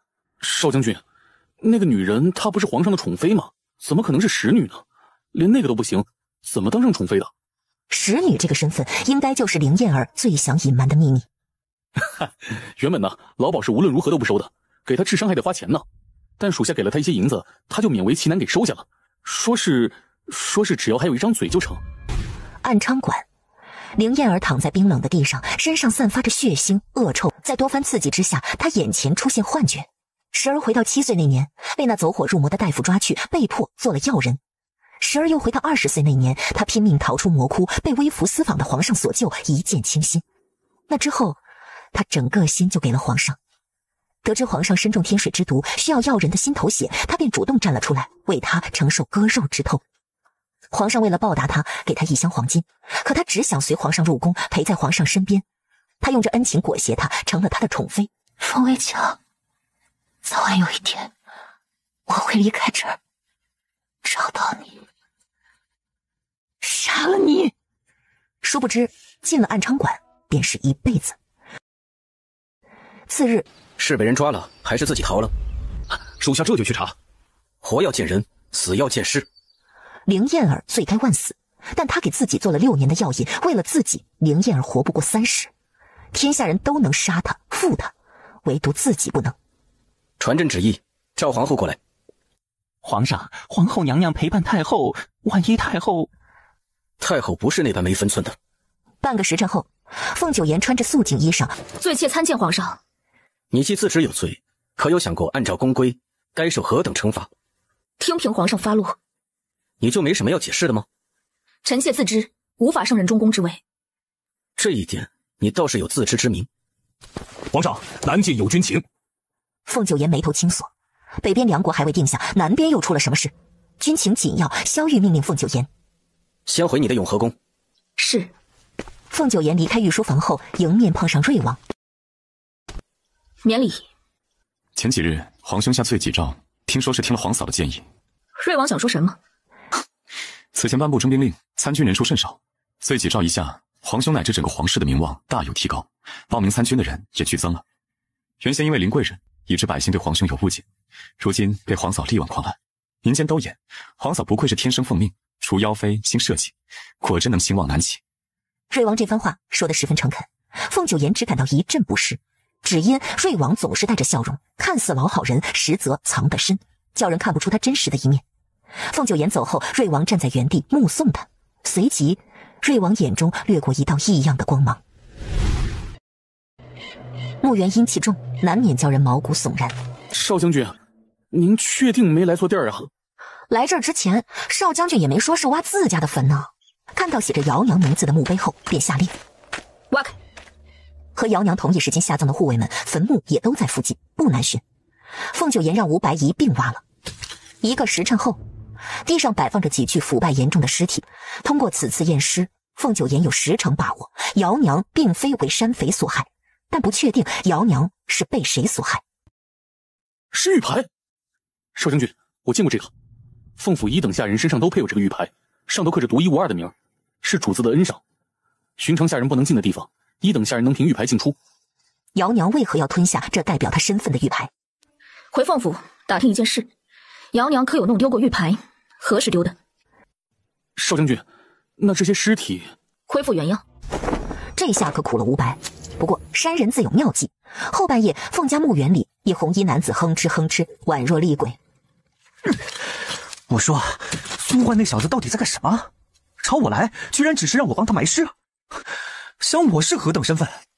江公子，我家主子说了，这事儿除了您啊，信不过别人。说您格外擅长埋尸。这话倒是没错。他还夸我什么？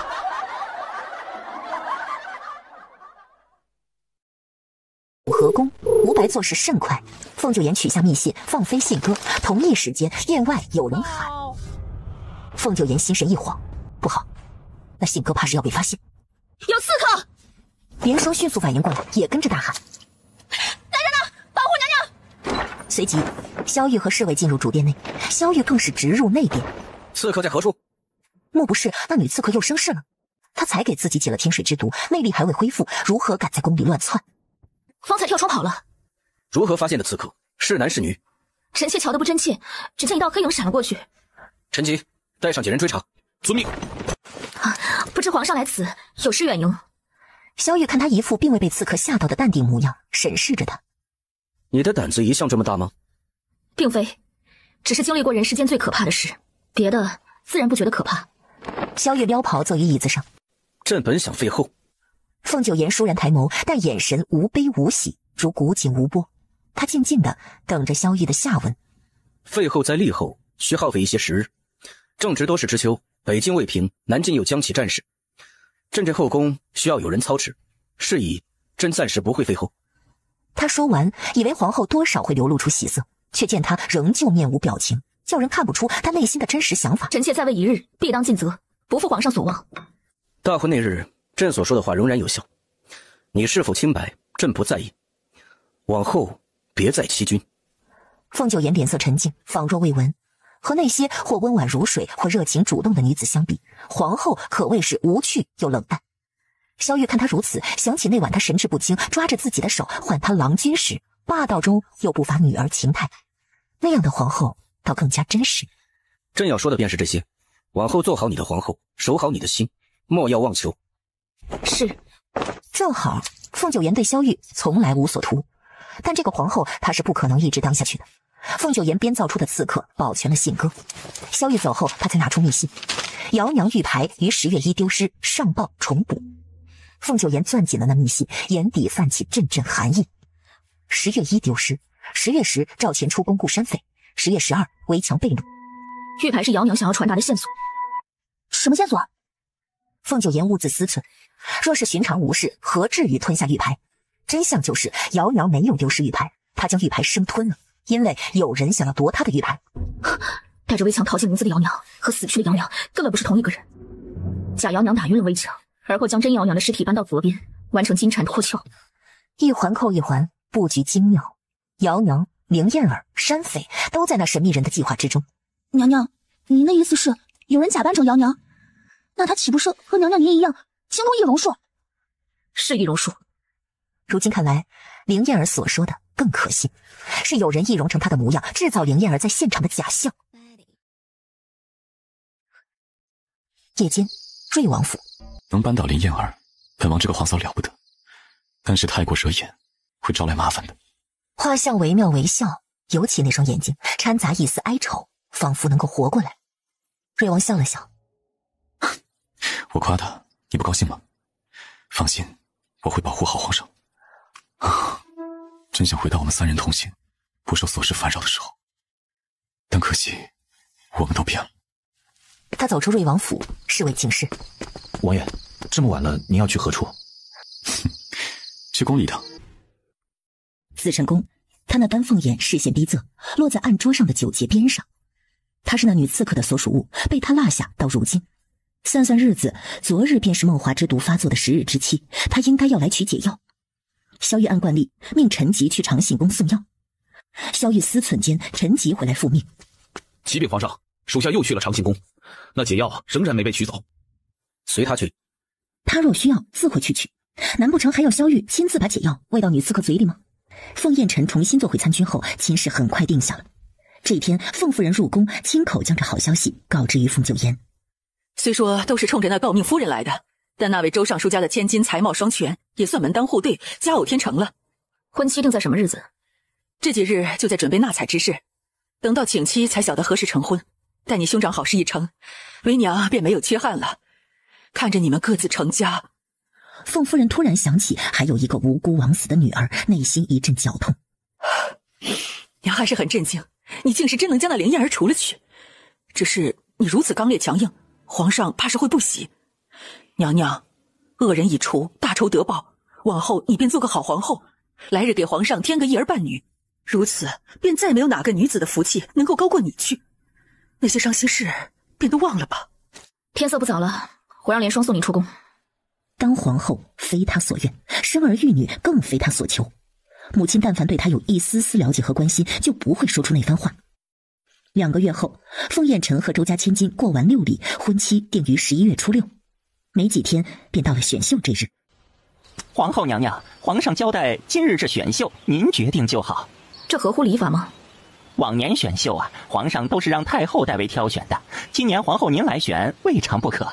不过皇上另外有言，皇上说其他人娘娘可自行决定，唯独这慕容府的3姑娘得留牌子。转告皇上，本宫已知晓。娘娘，皇上应该是早就听说慕容姑娘像容妃，可这般急不可耐，生怕您。凤九言目视前方，语气不冷不热。小心说话。莲霜当即低下头，轻声请罪。奴婢失言。其他妃嫔得知由皇后娘娘择选，都觉得慕容婵未必会入选。选秀开始，几批秀女进宫，凤九言所留之人甚少。侍郎慕容怀之女慕容婵。慕容婵参见皇后娘娘。宁妃不由得睁大眼睛，像，真是太像了。如果说灵燕儿只是和容妃有7、8成相似，那这慕容婵简直是和容妃一个模子刻出来的。其他妃嫔窃窃私语，堂姐妹而已，怎会如此相像？是呀，一举一动，一言一行都像极了，我都以为是容妃回来了。本宫听闻，北大营曾有位慕容将军，后被调到南境，他与你有关系吗？回娘娘的话，正是家兄。其他人暗自感叹，慕容婵竟有这么个厉害的兄长吗？他的命可真好。凤九言眼底一片漠然，世人只知慕容杰善战，却不知此人阴险歹毒，所到之城必残忍屠戮。师父多次劝阻，慕容杰仗着有家世背景撑腰，一意孤行。后来此人被调到南境，凤九言只希望虽是同根生，这妹妹慕容婵不像他兄长。皇后娘娘，这慕容姑娘是留还是不留啊？留，既是萧玉看上的，有何理由不留？谢皇后娘娘。慈宁宫，皇上看到他反应如何？回禀太后，皇上国务繁忙，并未亲临选秀现场，传话让皇后娘娘代选了。啊，他没去。慕容家送此女入宫，是想再现容妃在世时的荣耀吧？你且派人盯紧了，莫让那慕容婵爬得太高，否则我们秀婉就更没有机会了。御书房，选秀已毕，皇上过目。萧玉只粗略地扫了一眼，只要看到慕容婵的名字在上面，其他的都无所谓。皇上若没有任何增减，便可定他们的位分。除慕容家的封为晋贵人，其余的皇后看着给。是。瑞王府，王爷，慕容姑娘中选了。如她所愿了。王爷，慕容姑娘有话，她知道擅自选秀这事儿没同您商议，您生她的气，她想赔个不是。但入宫这条路，她既然走了，就不后悔。感谢您对她多年来的暗中照拂。既然这般不听他劝告，非要入宫重蹈他堂姐的覆辙，那瑞王只当从未帮过他。慕容府，王爷还是没有回信吗？小姐，您别多想，王爷公务繁忙，别骗我了。我知道，擅自入宫选秀，王爷不会高兴，所以选秀之初，我瞒着他，不敢告诉他。可终究是纸包不住火，但我不后悔。小姐天生命好，小小寺庙装不下您的。王爷不止一次告诉我，安心待在寺庙，我才能平安顺遂。他究竟在害怕什么呢？我晓得他与堂姐皇上师出同门，深情厚谊。他因着堂姐的缘故待我好，要是不会害我的。可我也有自己当走的路。兄长被调到南境，名声实教。他真以为天高皇帝远，皇上不知道他做的那些事儿吗？我姓慕容，便要重振家族荣耀。御书房，凤九言不明白萧玉哪来的兴致，突然召他来御书房，还只是和他下棋。没过几招，凤九言就被吃下一子。听闻皇后是棋圣弟子，下的一手好棋，怎么是不屑雨珍退役吗？胜负未分，继续。莲霜在一旁伺候着，心绪不宁。暴君不会怀疑娘娘什么，故意用下棋来试探吧？微强小姐棋艺超群，她是知道的。可娘娘，莲霜不由得捏了把汗。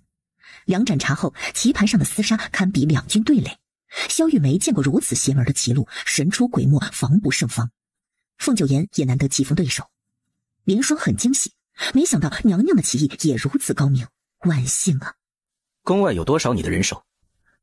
皇上何意？朕的宫中容不得偷偷摸摸、自作聪明之人。来人！宫人会意，恭敬地盛上一碗汤。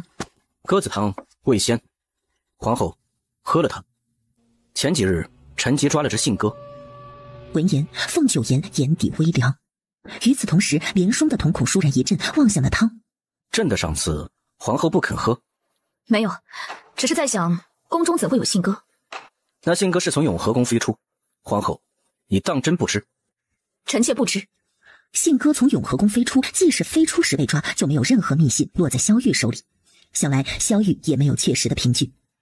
先将这汤喝了。凤九言端起那汤，不动声色地喝起来。莲霜瞧着都心疼，那黑羽信鸽竟然就这么被暴君给煮了，这也就算了，他怎么还逼娘娘喝呢？谢皇上赏赐。退下。凤九言离开御书房后，陈吉入内请示。皇上，那信鸽如何处置？萧玉眼神冰冷。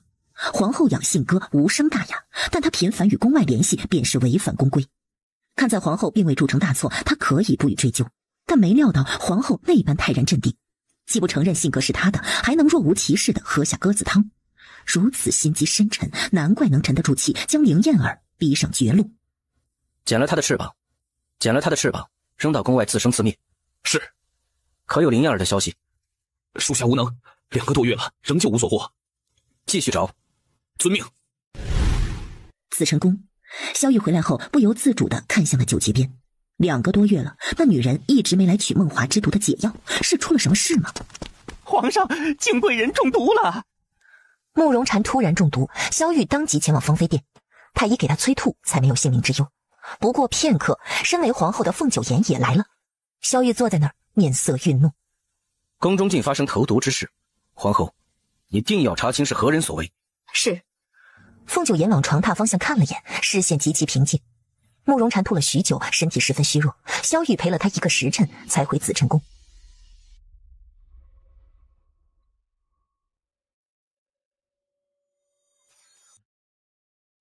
御书房，萧玉在看这个月的民情报。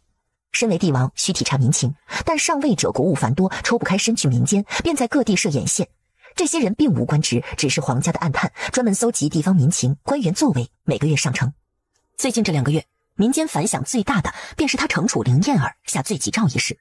原本都私下里说他是暴君、昏君，如今都改口称他是贤明之主。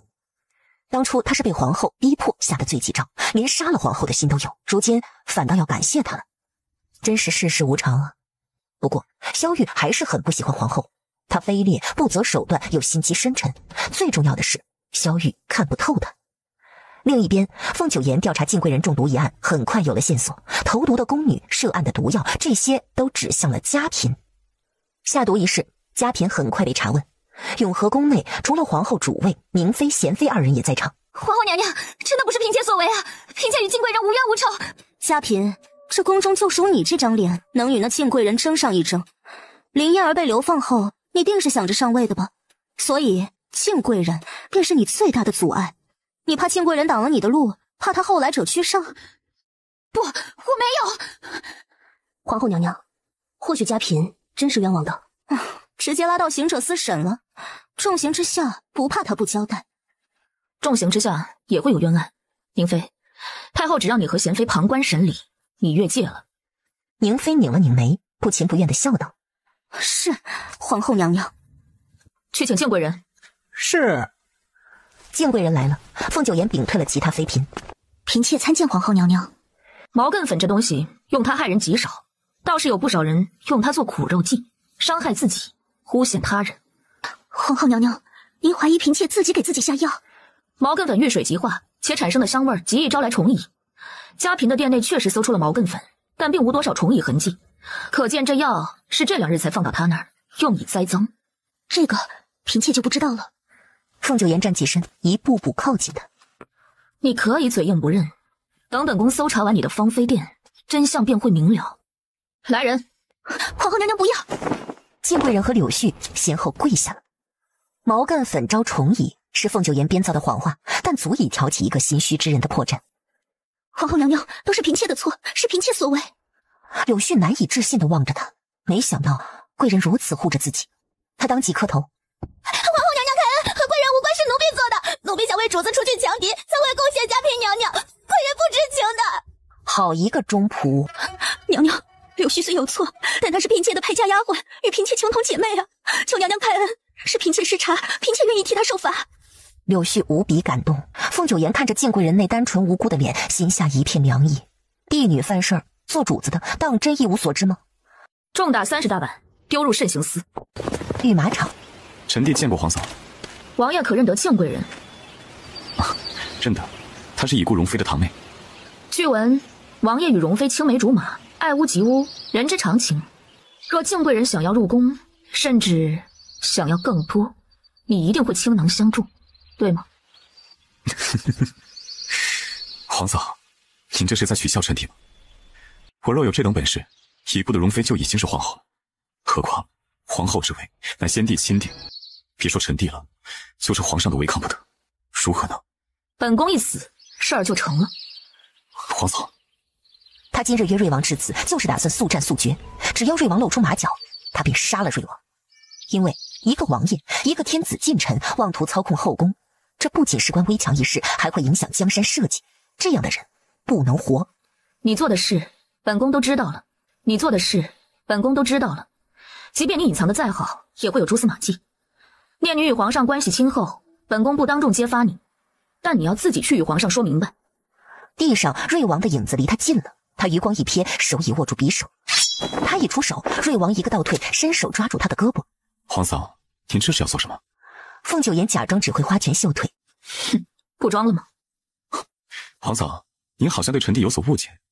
臣弟虽与敬贵人相识，但只是看在他一人孤苦，才出手照拂。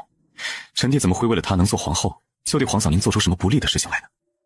更何况先帝密旨有言，慕容家的女子不得为后。你们在做什么？是萧玉那个暴君。凤九言一转头，便对上男人那双冷厉的漆黑的眸子，他似乎是来杀人的。千钧一发，萧玉已经大步走来，十分粗鲁的一把扯开凤九言，匕首掉在地上。皇上，臣妾在林中迷路，于是下了马，本想用匕首在树上刻记号，以免自己走回头路。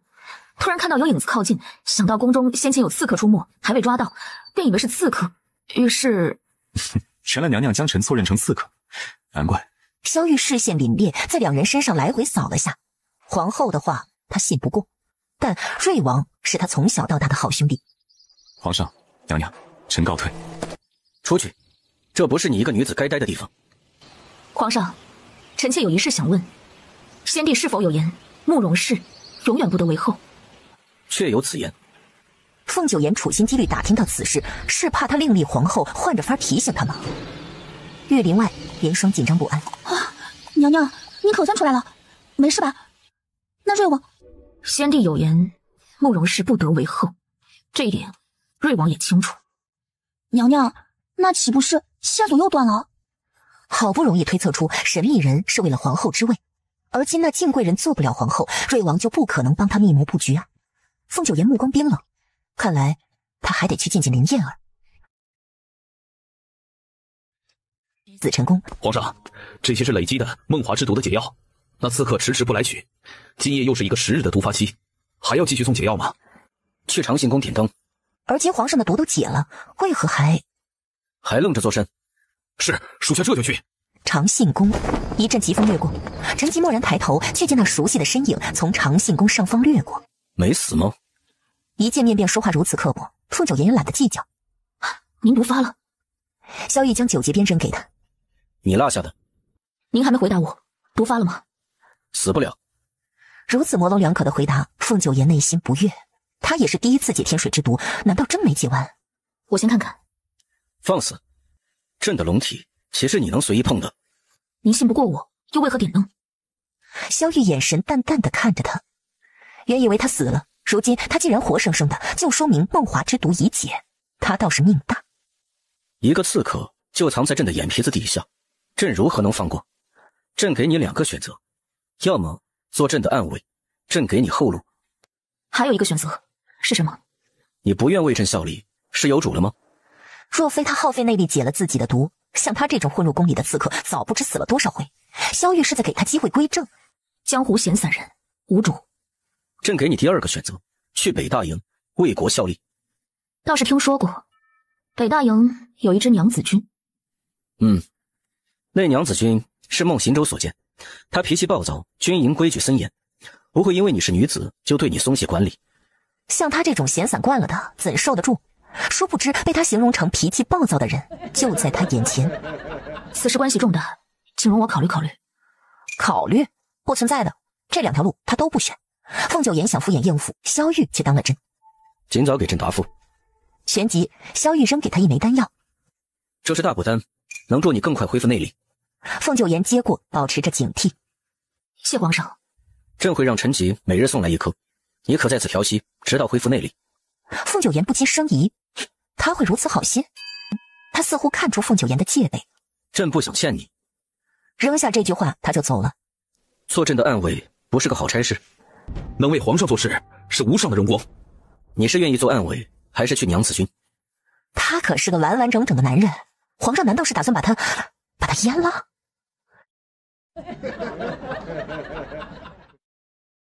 次日一大早，为皇上分忧，属下肝脑涂地，在所不惜。这便挥刀自宫，以示决心。这陈吉是要跟我争太监总管的位置？萧玉一挥手，便用内力弹开陈吉的短刀。疯了！好好的男人不做，做太监。卢世良连连点头，又觉得皇上这话听得不太得劲儿。得知是误会一场后，陈吉才松了口气，但没想到皇上会让那女刺客从军。皇上，当初孟行舟建立娘子军，您不是不认同吗？萧玉那深邃的双眸如渊，叫人难以看透。永和宫经过投毒仪式后，嘉嫔越发黏着凤九言了。她一天能来2回。凤九言冷淡的模样令嘉嫔的婢女颇有微词。娘娘，那皇后娘娘显然不把您放在眼里，您又何必伏地作小的讨好呢？现在各宫都议论您，说您和当初讨好林燕儿的江嫔一样。他们懂什么？皇后娘娘那是面冷心热。再说了，皇后今日还赏我点心了呢，她待我最是亲近了，其他人就是嫉妒。一块点心就满足了？娘娘从前可不是这样的。皇后娘娘到底给娘娘下了什么迷魂汤？现在娘娘完全都不想争宠了。入夜后，她穿上夜行衣，避开宫中眼线，离开了皇宫。出皇宫没多远，她眼神一暗，旋即闪身进入一暗巷。紧接着，一个黑影也跟了进来。他正左顾右看，凤九言手持利刃从后而来，抵上他脖子。皇嫂，好巧。凤九言知道有人跟踪自己，不成想这个人会是瑞王，也没料到他一身男装，脸上戴着面具，瑞王都能认出来。没想到您不止骑术高超，轻功也如此好。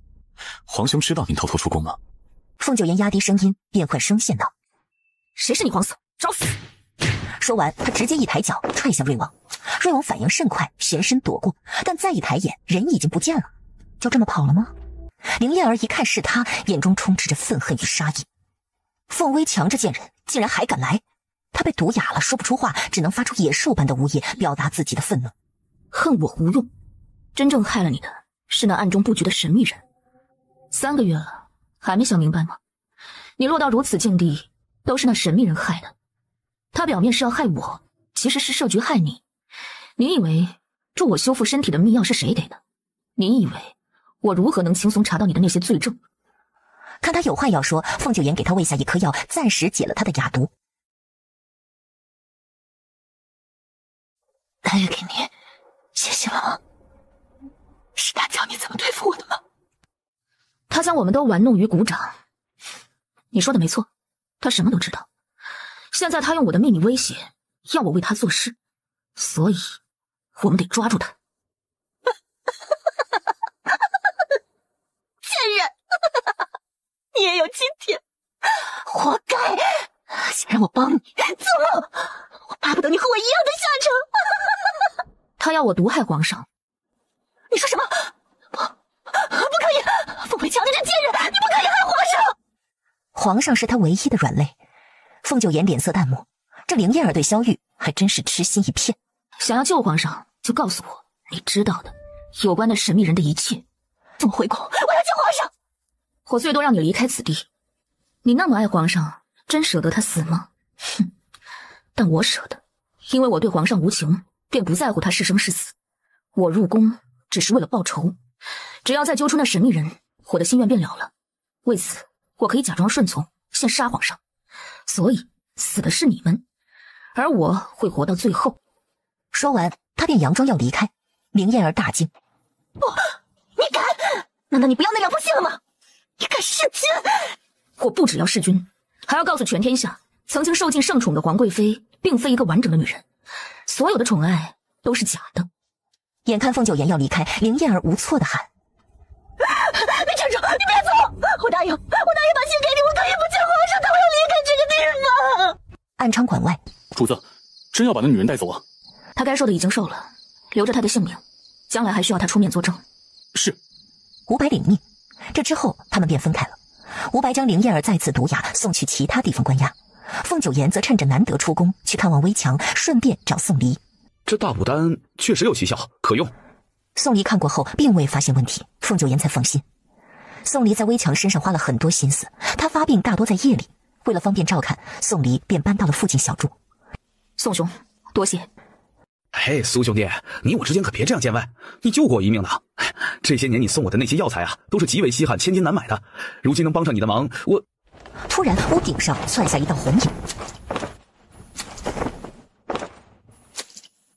好啊，苏欢，你近年来音讯全无，却还知道给宋离送药材。江林如同将两人捉奸，气势汹汹地冲上前去。哎呦，你怎么来了？不是都睡着了吗？武林盟都被你召集北上了，你怎么还在这？凤九言皱眉，北上？何时的事？老樊给我来的信儿，半个月前，你的人到武林盟，让他们给你办件事儿，但又没说具体是什么事儿，只让他们北上。按理说，这一来一回至少1个多月。哎，你是事办完了，还是提前回来了？凤九言目光沉敛，当下并未多做解释。他在皇宫的事儿，江林和宋离并不知道，还是先不要惊动他们，以免多生事端。回宫前，凤九言转去见了吴白。这少将军，您明明一直在皇宫，身边只有属下一人，派谁去武林盟了？一定是有人冒充您。去查清楚。是。回宫后，凤九言服下的大补丸在修习内功心法，内力果然恢复得很快。未免夜长梦多，他前往凌霄殿找到凌燕儿所说的暗阁。那暗阁位于梳妆台。先前他为了寻找赵钱的手札，就搜过凌霄殿。彼时想着赵钱无法靠近凌燕儿的梳妆台，便没有搜过此处。没想到这里还有个暗阁。他将信收好，回到永和宫。娘娘，这神秘人的字迹是一条很重要的线索吧？凤九言面色宁静。这字迹未必就是出自他之手。那岂不是没什么用处？要看能否发现线索。凌燕儿留下的这2封信，第一封是危墙出事后，他给凌燕儿送来危墙那件染血的小衣；第2封是他替嫁入宫后，神秘人警告凌燕儿不能害皇后性命。危墙可有得罪什么人？娘娘，小姐12岁被先帝选中，定为下一任天子的皇后。那时起，小姐就被养在高阁，连府上的下人都没机会见到她。既不常出门，就不会与人结怨。再说，小姐性子温和，与人为善，难得出门参加太后寿宴，也没与人发生过争执。如此，又怎会得罪什么人呢？不是为了皇后之位，她是为了让两虎相斗。否则不会禁止凌燕儿，不让她谋杀皇后，也不会在她替嫁入宫就没了任何行动。他拿捏着2个人的秘密，迫害算计他们，让他们都活着，就像养在笼子里的2头兽，让他们斗的同时，又用铁鞭拴着，把控着他们。1日一早，召瑞王。瑞王来了后，萧玉没有任何转弯抹角，一针见血地问：“你与皇后有私交？”皇上，臣没有。你在男女一事上颇有分寸，不会与女子多言。玉林那次，朕便觉得你和皇后之间有异样。你若是下马指路与寻常距离，皇后即便拔刀也无法靠近你，你只需后退便能安全。但朕看到的是，你们的距离不过2步，除非皇后转身认出你后继续追着你刺，你要如何解释？萧玉最信任的便是瑞王，所以那日发现不对劲后并未拆穿，他在等瑞王主动解释，但瑞王一直没有。那日御林中，臣的确没有说实话，臣有愧，终日不安。但臣答应了皇后娘娘，不能说，是以请皇上责罚。他宁可受罚，也不说实情。萧玉的手握成拳，指骨微微泛白。瑞王性子忠义，一诺千金。年少时他们一起拜师习武，半夜他偷跑出去，瑞王答应了不告诉师傅，生生被师傅打断了3根戒尺，活活痛晕过去，也没松口。是以再继续逼问也无用。退下。是。瑞王离开后没多久，凤九言就被召来了。听到瑞王宁可受罚也不透露实情，他内心一吃，他哪里是忠义，分明是独善其身，将难题抛给他了。皇上，实情就是，臣妾调查靖贵人中毒一事，发现其婢女柳絮曾是瑞王的人。臣妾心中存疑，但涉及靖贵人声誉，没有明着查，也怕皇上以为臣妾擅妒，诬陷靖贵人，遂先私下试探瑞王，将其约至御林。继续说，为何会动刀？臣妾一见女流会害怕，便带了匕首防身。谈话期间，或许是臣妾用词不当，语气重了些，瑞王面露怒色，见他似有靠近的动作，臣妾慌乱中拔了刀。后来臣妾证实了，瑞王只是可怜靖贵人，才拨了个婢女去伺候，从未和靖贵人私下接触过，是臣妾误会了瑞王。皇后，不管你出于什么理由，私下会见外男，便是有违宫规，朕罚你1年公分。是。话音刚落，宫人来报，皇上，太皇太后回宫了。随朕一同去迎皇祖母。是。哀家若是再不赶紧回来，婵儿就要被活吞了。皇帝，婵儿怎么还未侍寝？边关战事连连，朕无心入后宫。皇祖母，后宫之事有皇后在，不劳您老人家费心。你说实话，是不是皇后对你说什么了？她仗着自己和你圆了房，给你吹枕边风吗？皇后是朕的正妻，朕自然要考虑她的感受。凤九爷内心一阵无语，他简直想说粗鄙话。他的感受，他有个屁的感受？萧玉宠幸谁与他何干？好好说，那1年公分，朕便不罚了。他和瑞王真是一丘之貉，自己想不到法子脱身，就拉他出来。你看皇上作甚？哀家让你说，皇上宠幸后宫妃嫔，你身为皇后为何不愿？怎敢不愿？回太皇太后，并非臣妾不愿，而是皇上他有心无力。他说什么？太皇太后实话当场，随后僵硬的转头，不可思议的看着自己的孙子。皇帝，你可有让太医看过？萧玉还能怎么说？他想杀了皇后的心都有。这个女人一定是疯了，他就不该拿她出来应付皇祖母。朕的身体并无大碍，皇祖母勿忧心，皇后言过其实了。皇后，你说实话，皇帝的情况严重否？萧玉冷睨了凤九言一眼，示意他仔细说话。回太皇太后，皇上在喝药调理，想必很快便能重振雄风。萧玉的嘴角再次抽动了2下，拳头也攥得更紧了。凤九言还要张嘴说什么？皇祖母，若无别的话要问，朕先告退。皇帝，难为你了，快回去喝药，不是，去处理政务吧。萧玉只觉得一把刀从后背插入，身形一震。留在这儿打搅皇祖母作甚？还不告退？臣妾告退。皇后胡言乱语惯了，该下水清醒清醒。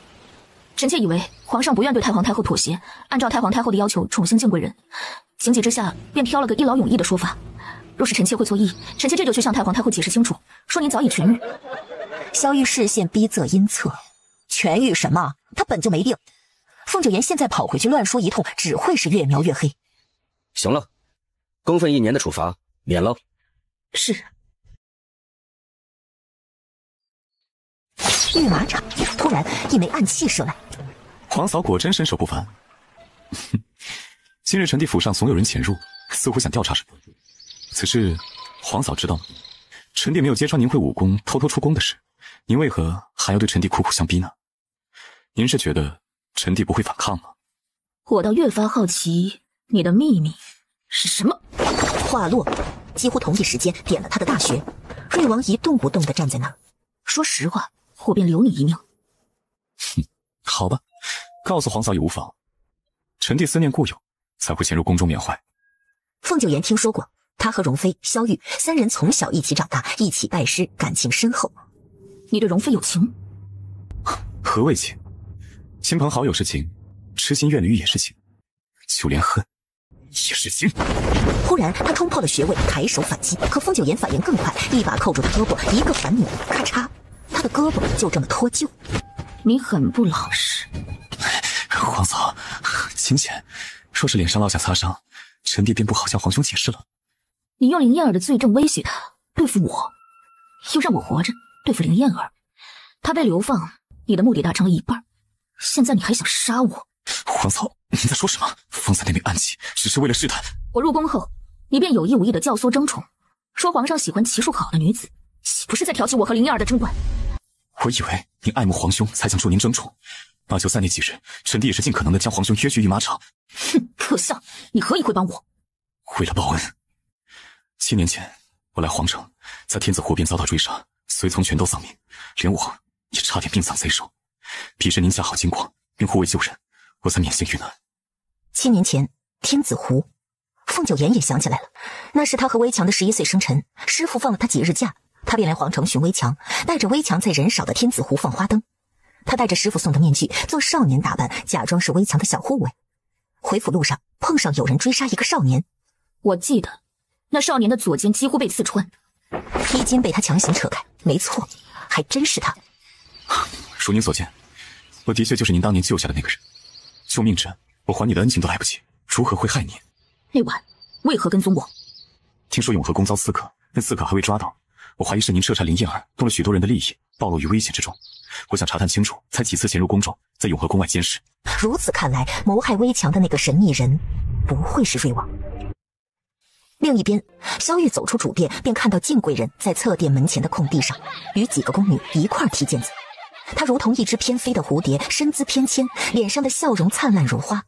这和她平日里端出的温婉娴静大不相同，仿佛褪去所有伪装，这才是真实的她，和宫人们打成一片。刘世良见皇上看失了神，敬贵人正要踢出第二个，却瞧见了不远处连廊上站着的帝王，俊朗非凡。他顿时收敛活泼模样，脸色煞白，当即停下站定，随后扯出一个十分温婉庄重的笑容，失身行礼。臣妾参见皇上。萧玉深深地看了眼敬贵人，随后只是简单的让他免礼，便离开了万寿宫。敬贵人望着他远去的背影，唇角勾起一抹微笑弧度。萧玉心有所思，神情严肃。如果敬贵人是这样，那么皇后呢？皇后那波澜不惊的伪装下，真实的一面又是怎样的？脸上浮过难看之色，定是糊涂了，居然会想起皇后。那个女人如何，他一点都不想知道。令他想起来就烦躁的不止皇后一个，还有那个女刺客。已经好几天了，他还没有给自己答复。这几日的大补丹，他都拿了吗？启禀皇上，都拿了。他就是觉得可惜，那样珍贵的大补丹，炼制一颗需要1年时间，本就稀少，皇上都给那刺客好几颗了。不是他多想，他跟着皇上这么多年，也为皇上受过不少伤，皇上却没给过他什么大补丹。大补丹的事，对凤九言而言，白给的便宜，不拿是傻子。有了大补丹，这几日他的内力不仅恢复了10成，还有提升。永和宫那双盯着他的视线也消失了，看来之前真的是瑞王。他和吴白传信的信鸽被抓了，现在传递消息十分不便。几天后的一个晚上，吴白来了。少将军，您让属下调查武林盟北上一事，属下查到了，确有此事。有人拿着您的木牌召集了武林盟的高手，那个人就是乔姑娘。乔默，凤九言的师妹，他们一起长大，几乎形影不分。乔默时常跟在他左右，连去军营也都跟着。可后来还是被师傅发现，于是乔默只能离开，独自去闯荡江湖。木牌是凤九言给乔默的信物，以防乔默遇上什么麻烦，好找他那些江湖好友求助。这信是乔姑娘给您的，说是跟您解释发生了什么事儿。少将军，这到底是怎么回事？乔姑娘为什么要……北境出事了，北境出事了！张成带领的龙虎军与寒山铺遭遇梁军埋伏，324人全军覆没。北大营主将帐中，师父，我已去信同师姐解释，大战一触即发，请您早做决定。您应该清楚，师姐是整个北大营的定心针。想再战梁国，只有师姐在，才能稳定军心，鼓舞士气，才能让梁国不战而生怯意。师父，为了南齐疆土，请您容许由徒儿替师姐出征。哎，你如何能替得了啊？啊，这是打仗，不是寻常玩闹。师父，徒儿可以的。我与师姐情同亲姐妹，我自小就在她身边，没人比我更了解师姐。而且军营中无人知道我的存在，不会有暴露身份的危险。师父，眼下朝廷也派来钦差，您一直谎称师姐重伤不起，不是长久之计啊。孟将军眼中充满期望，将那属于孟少将军的面具交给乔木。你自己的安危为重，记住，你身后还有万千将士，还有师父在。师父，徒儿定不辱使命。当夜，将士们在火边唱军歌，为龙虎军的兄弟们厚葬时，高坡之上出现一个骑马的身影，随后便有人认出，并高呼：“是少将军！少将军回来了！少将军来为龙虎军报仇了！恭迎少将军归来！杀良人，夺寒山坡！”面具之下，乔墨薄唇微弯：“师姐，我一定替您守好这北境。”短短几日，在武林盟的高手协助下，北境的粮草要道被夺回，乔墨立下大功。孟将军亲自款待这些江湖人士。孟将军客气了，我们和苏焕是好兄弟，他的朋友就是我们的朋友，何况这国之兴亡，本就关乎每个人。没想到苏焕居然和大名鼎鼎的孟少将军相识，也没想到少将军也和他一样习惯戴面具啊。真荣成了，以后再有用得着我们的地方尽管开口。哎，对了，劳烦上将军给苏焕带句话，甭忘了，他还欠我一顿酒呢。军营有军规，哪怕武林盟立下大功，也不能在此逗留。吃完这顿饭便离开了。皇城，娘娘，前朝来的消息，北京军在寒山坡胜了，边国又要停战求和了。皇上怎么说？奴婢听说朝中有主战的，也有主和的，皇上的态度好像没那么明确。随我去面圣。御书房内，后宫有什么事？臣妾深知后宫不得干政，但高祖皇帝也曾有言：国之兴亡，则在众人，无分男女老幼，尊卑贵贱。说，皇上，您是想停战和谈吗？打仗最重要的是时机，梁国失利，提出休战和谈。皇上您若有意继续战下去，就绝不会犹豫。是以，臣妾推断，您心中偏向和谈。皇后，再说下去，便是妄自揣度圣意了。臣妾一介女子，不懂战事，但知道邻舍相处之道。邻舍欺我一寸，我欲怒而攻之；邻舍求饶，献上100金赔礼，我受之。翌日，邻舍又欺我1尺，我欲攻之；邻舍献1000金，我受之。敢问皇上，邻舍还会欺我否？如此简单的道理，萧逸当然明白，但是如此邻里小事，如何能与家国大事作比？和谈所图，无外乎割地赔偿，赢家占输家的好处。对皇上您而言，战与不战只是手段，胜与负并非必须要的结果。您想要的是通过战事让梁国奉上财物、土地、美人。放肆！萧逸怒了，既是因为他所说的美人完全是污蔑，也是因为除美人外，他说的都是自己心中所想。继续打下去，消耗的是国库，是将士的性命。在适当时候停战，捞取最大的利益，无可非议。既不能一举吞灭梁国，战无止境，做无谓的牺牲是匹夫之勇。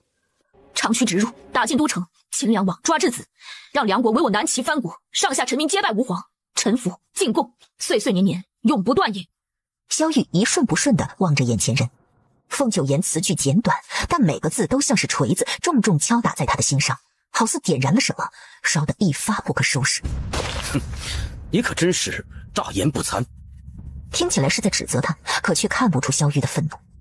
凤九言看得出萧逸已经被自己说动，摩拳擦掌，蓄势待发了。北境军所向披靡，军令一出，必能为您打下一个偌大的藩国。说得好，传几位将军议事。皇上，此战关系重大，臣妾愿前往大昭寺，为我南齐将士祈福，直至战事结束。你既有这份心，朕允了。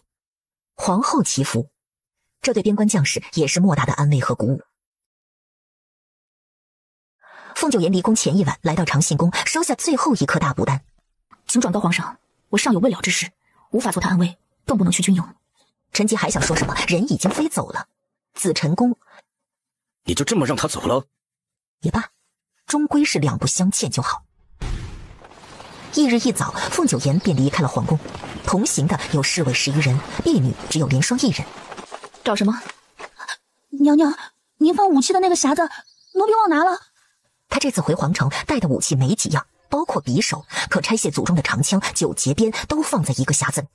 他不缺武器，但宫中是非多。那匣子你放在了何处？奴婢忘记拿了，应该是在原位上。那便没事。入了夜，凤九岩和吴白再次会合。只有1匹马，你骑什么？少将军，我也能跟您一起去吗？不然呢？可是我骑马没有您那么快，怕耽误您。胡白，回去把仇报了。是。次日晚上，怎么回事？师娘，师父为了让我能闯出去，亲自带兵殿后，可他没能出来，被困在敌军的包围圈里了。两人卑鄙，早就设下圈套。师娘，我们该怎么办呀？别哭了，先说清楚事情是怎么发生的，我们才好想法子救人。孟夫人向来界限分明，她既是凤九岩的师娘，也是养母，将凤九岩视如己出。但对于乔墨，她只将其当作丈夫的弟子，并无多少亲近的想法。是这样的，师娘，寒山坡的另一侧都是陷阱，梁军不知何时抓了我南齐百姓，将他们放在阵前，导致我们无法行进。边上还有烟雾、坑地。营中还有多少兵力？约莫4万多。师父他们被困得越久就越危险。师娘，若是只需救人的话，是不是可以出动飞鹰军？孟夫人格外慎重。飞鹰军是轻骑，有500多人，是九岩的亲兵，只听命于他手中的飞鹰令。他们骑术高超，速度惊人，曾跟随九岩立下不少战功。师娘，要不要传信给师姐，让她回来？九岩有他自己的事要做，而且这写信一来一回也会耽误时间。这是九岩交给我的飞鹰令。孟夫人却手一转，没有直接把令牌交给他。我同你一起去见飞鹰军。来呀，将那些南齐的败兵拉过来，所有人都有，拿起你们手里的刀，砍下他们的头颅。不多时，将近2万的南齐战俘被带来，他们都被绳子捆住手脚，难以反抗。孟渠被擒，孟行舟也不管你们，早早的拔营离开了。你们还给他们卖命，值得吗？南齐将士仍然不妥协。杀！主将一声令下，虐杀也开始。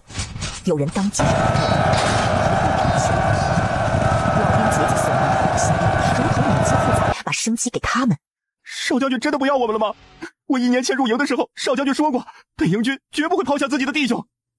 悠悠河山，壮哉南齐！其他众人也都大喊：悠悠河山，壮哉南齐！主将站在高台大喊：杀！给我杀光他们！少将军，是少将军！高呼：少将军来了！少将军没有不要我们，他来救我们了！杀！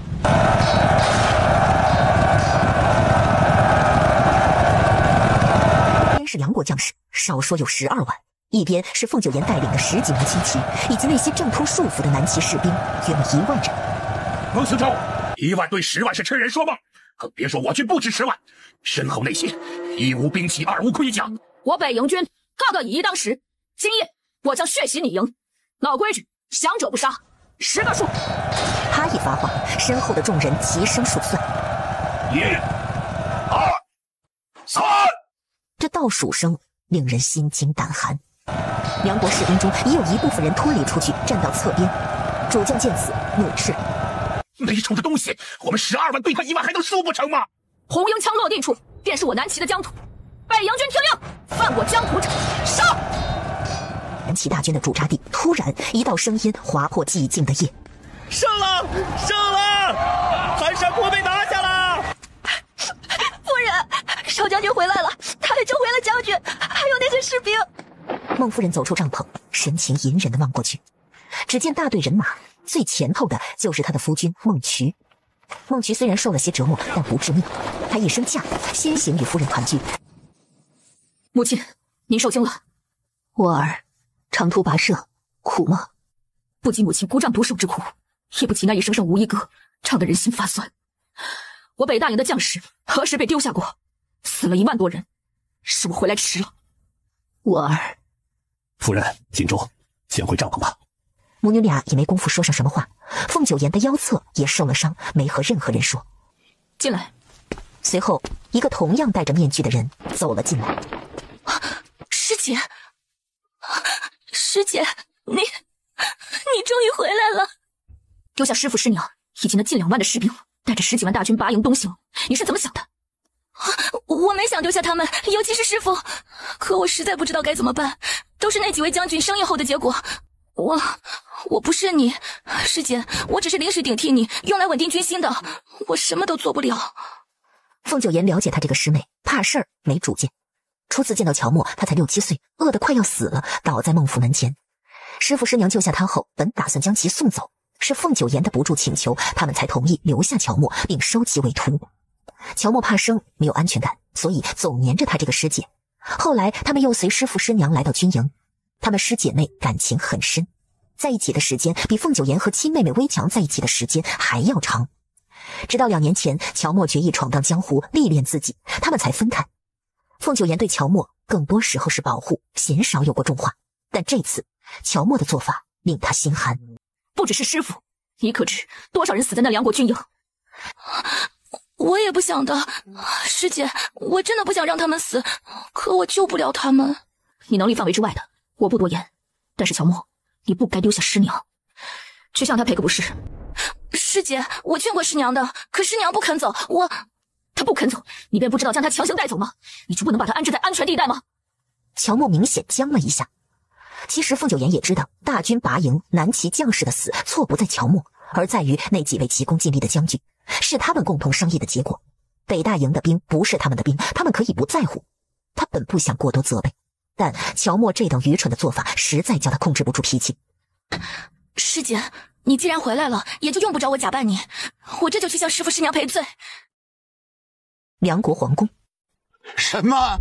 朕的12万大军没了？12万呢，一下就被孟行舟打没了，那小子还是人吗？快宣丞相！南齐皇城，报皇上，孟少将军以1万大胜梁军12万，现已拿下整个寒山坡一带。我没听错吧？真是南齐师吗？而不是梁军？12万梁军，居然输了？不是虚报吗？弄清楚了吗？孟行舟真的只有1万人。众人都不怎么相信。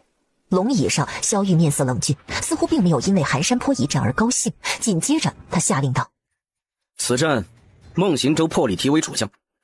另外，告诉他，此番若能攻下梁国，封侯10亿万户。”众臣既羡慕又嫉妒，当即有人跳出来谏言：“皇上，不可呀！这孟行舟本就居功自傲，若真的封他做万户侯，只怕就更加难控了。”皇上，孟行舟为主将，上头没人压着，他就更加无法无天了。此人作战骁勇，可对于大局，还是另外几位将军更为可靠。皇上，三思啊！萧玉视线冷漠，睥睨着他们，没将任何一个人放在眼里。再有多言者，最同动摇军心。后宫，太皇太后的万寿宫。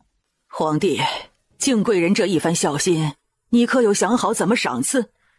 这段日子，若非他日夜陪伴，凡事亲力亲为，哀家不会好得这么快。敬贵人能得皇祖母欢心，是他的福气。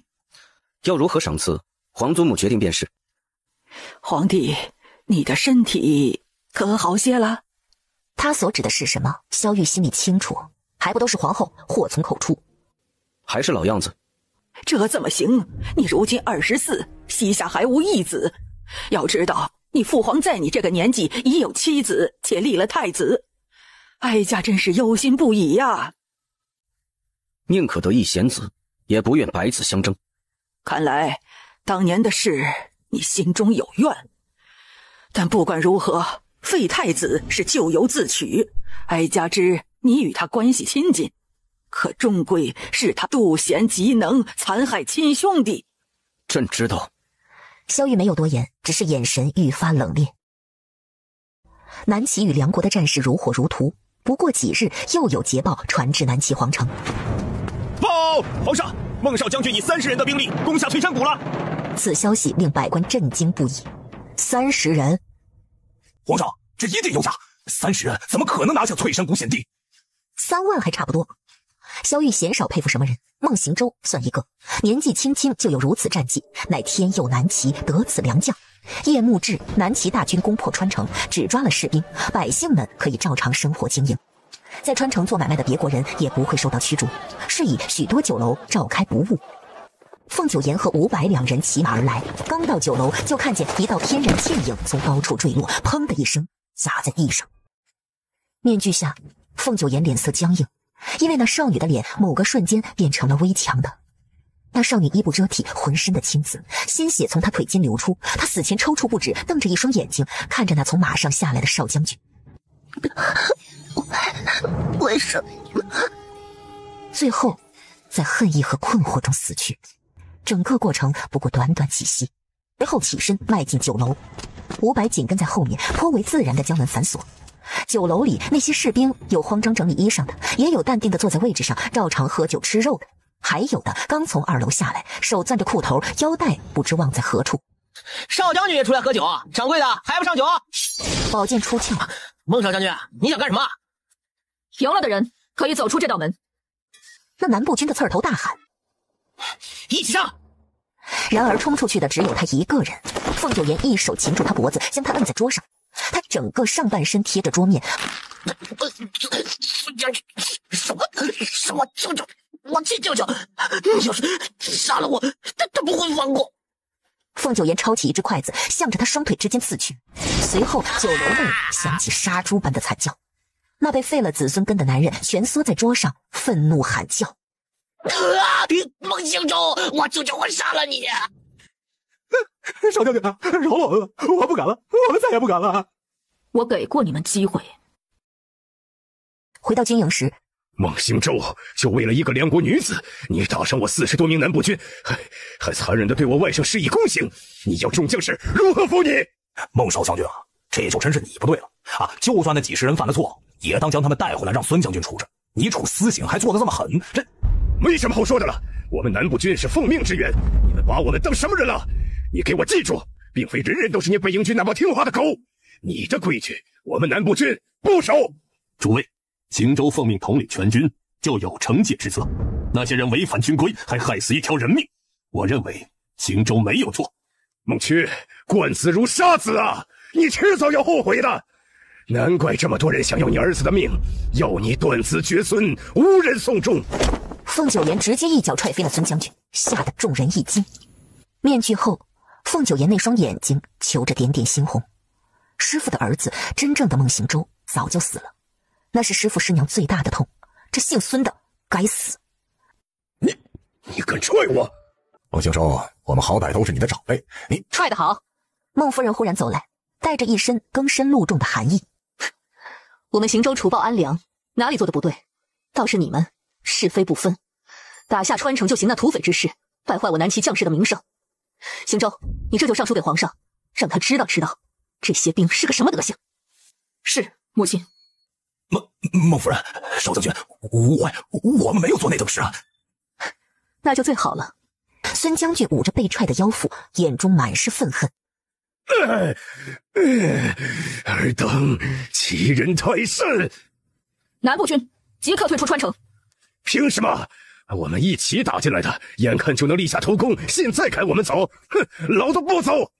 凤九颜一把揪住他衣领，滚！好汉不吃眼前亏，孙将军气呼呼地离开。凤九颜走出营帐，少将军，姓孙的明显要保他外甥，那100军棍根本没打到实处，否则这人哪里还能活？凤九颜冷然看向军营入口处，那几个来给大军送菜蔬的梁国百姓。少将军，他们好像是昨晚那被害女子的父兄。我怎么没看见？属下也没看见。梁国皇宫，大人，兵临城下。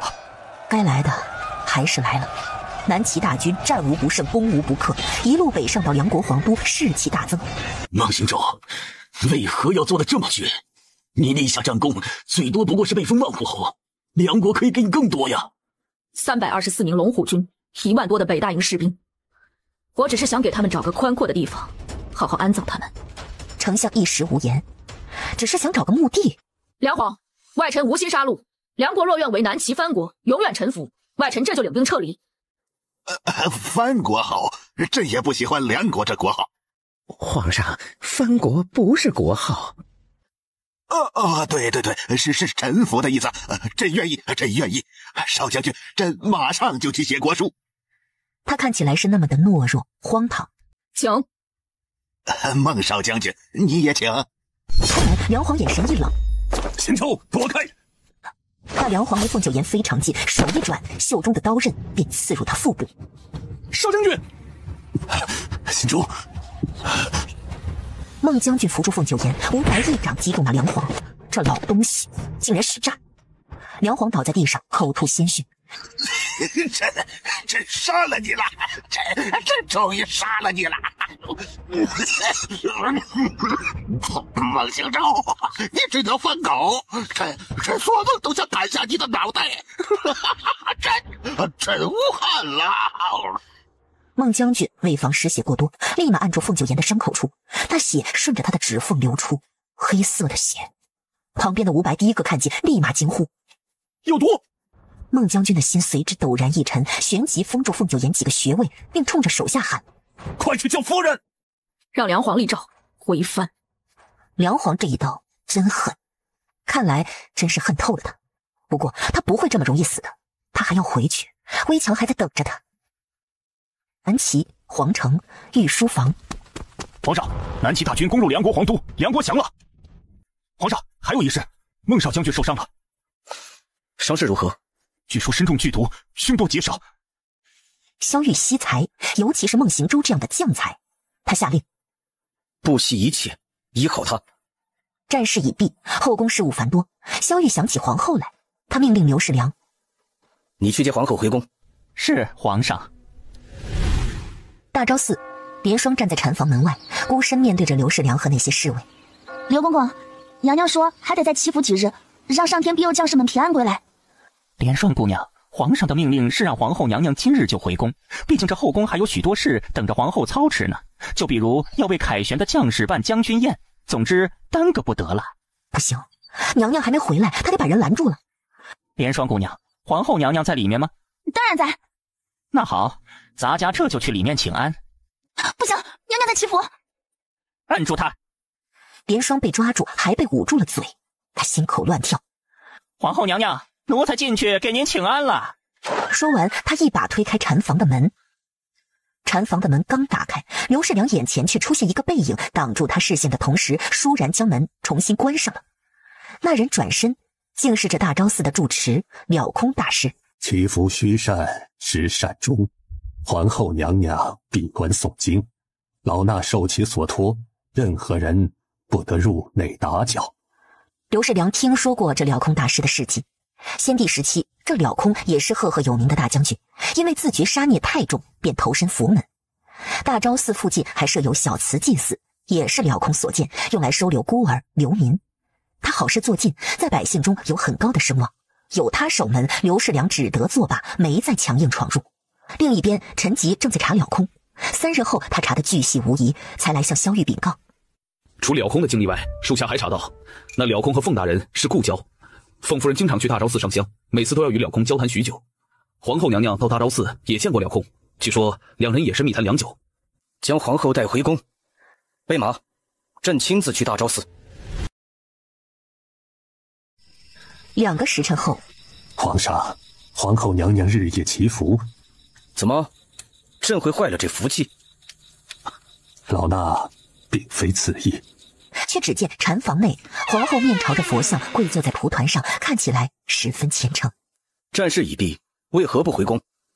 祈福未完。萧玉本就不是怜香惜玉的人，又因着造诣没什么耐心的，大步流星上前，抓着凤九言的胳膊，不无粗鲁的将他拽起来。你与了空。看到皇后的脸后，萧玉那质问的话戛然而止。只因皇后的脸色苍白异常，就连唇色都惨白嶙峋，就好像被抽干了血，毫无生气儿。他早听说过闭关祈福，吃喝艰苦，难道他真的误会皇后了？皇后为了祈福，把自己弄得这般虚弱。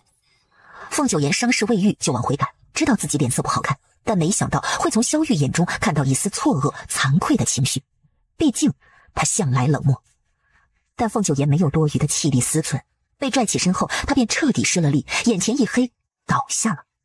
与此同时，萧玉下意识地接住凤九言，找大夫。不多时，大夫到了，是陈吉从山下医馆抓来的。大夫不知道帝后的身份，只当他们是普通夫妇。他一边给凤九言把脉，一边问：“近来房事如何呀？频繁吗？”萧玉站在床头，面无表情。无房事。多久没有过了？已问这座身。房事与否和皇后突然晕倒有什么关系？根本是无稽之谈。要了解夫人的基本情况，才能对症下药。夫人这是气血亏损，还有些风寒，但是并无大碍。无大碍吗？那为何昏迷不醒？他的目光仍在凤九颜身上。大昭寺位于山上，粮食稀缺，夜里还容易受凉。皇后弄成这样，不稀奇。是她太多疑了吗？或许皇后真的只是专心在此祈福。凌霜看着始终不醒的娘娘，泣不成声。娘娘昨晚才匆匆赶回来，她伺候娘娘更衣时，看到娘娘腹部的伤了，好深，好可怕。这一场仗打下来，太不容易了。准备马车，回宫。却只见皇上将娘娘抱了起来，一起上了马车。车里，凤九颜很快就醒了，但也不算完全醒，她的意识还未清醒，似在梦中。大夫说她感染风寒，其实是匆忙赶回皇城，伤口未处理好，引发了热症。她浑身不舒服，车厢里太闷热，突然一只大手伸来，将她抓了回去。乱动什么？一路颠簸，她半昏半醒，很难稳住，大半个身子都靠在了萧玉肩上。萧玉全程冷着脸，一动不动。凤九颜身上的淡淡香气止不住往她鼻子里窜，还有那发丝不可避免地蹭过她脖子。恍惚间，仿佛一团柔软的云朵贴着她身体，将她裹住。不过，皇后的身子怎么这样热，就像火球炙烤着她一侧身体。萧玉一把将她扯开，另一只手探向她额头，滚烫的，还真是风寒。我要回去。凤九颜于高烧中说起胡话，她以为自己还在路上，始终记得她是要回皇城的。萧玉直皱眉，她还想回大昭寺？那地方是人待的吗？祈福，她真是冤枉皇后了，竟觉得她假借祈福行私事。皇后，祈福已经结束了。不，我不是皇后。明知她不清醒，萧玉还是拧起了眉头问：你如何不是皇后？不是皇后，我不要做皇后。你已经是皇后，不做皇后想做什么？凤九颜被迫抬起头来，于一片昏暗中看着男人面部的大致轮廓。迷迷糊糊中，她看见了一张久违的熟悉的脸，她眼中迎着泪光。我要做你的妻。皇后和妻子的确是不同的，至少在萧玉心里截然不同。萧玉那墨黑的眼眸中锐凛的瞳孔倏然一震，他松开凤九颜的下巴，唯恐避之不及地将她往后一推，旋即他目视前方，冷冰冰的一言不发。凤九颜就这么靠在车壁上，昏昏沉沉地睡去。回到皇宫，他又一路把人抱回永和宫，传太医来给皇后诊治。萧玉一路走进寝殿，将怀里的人放到床上。他坐在床边，眼神冰冷地看着那女人。他竟说想做自己的妻。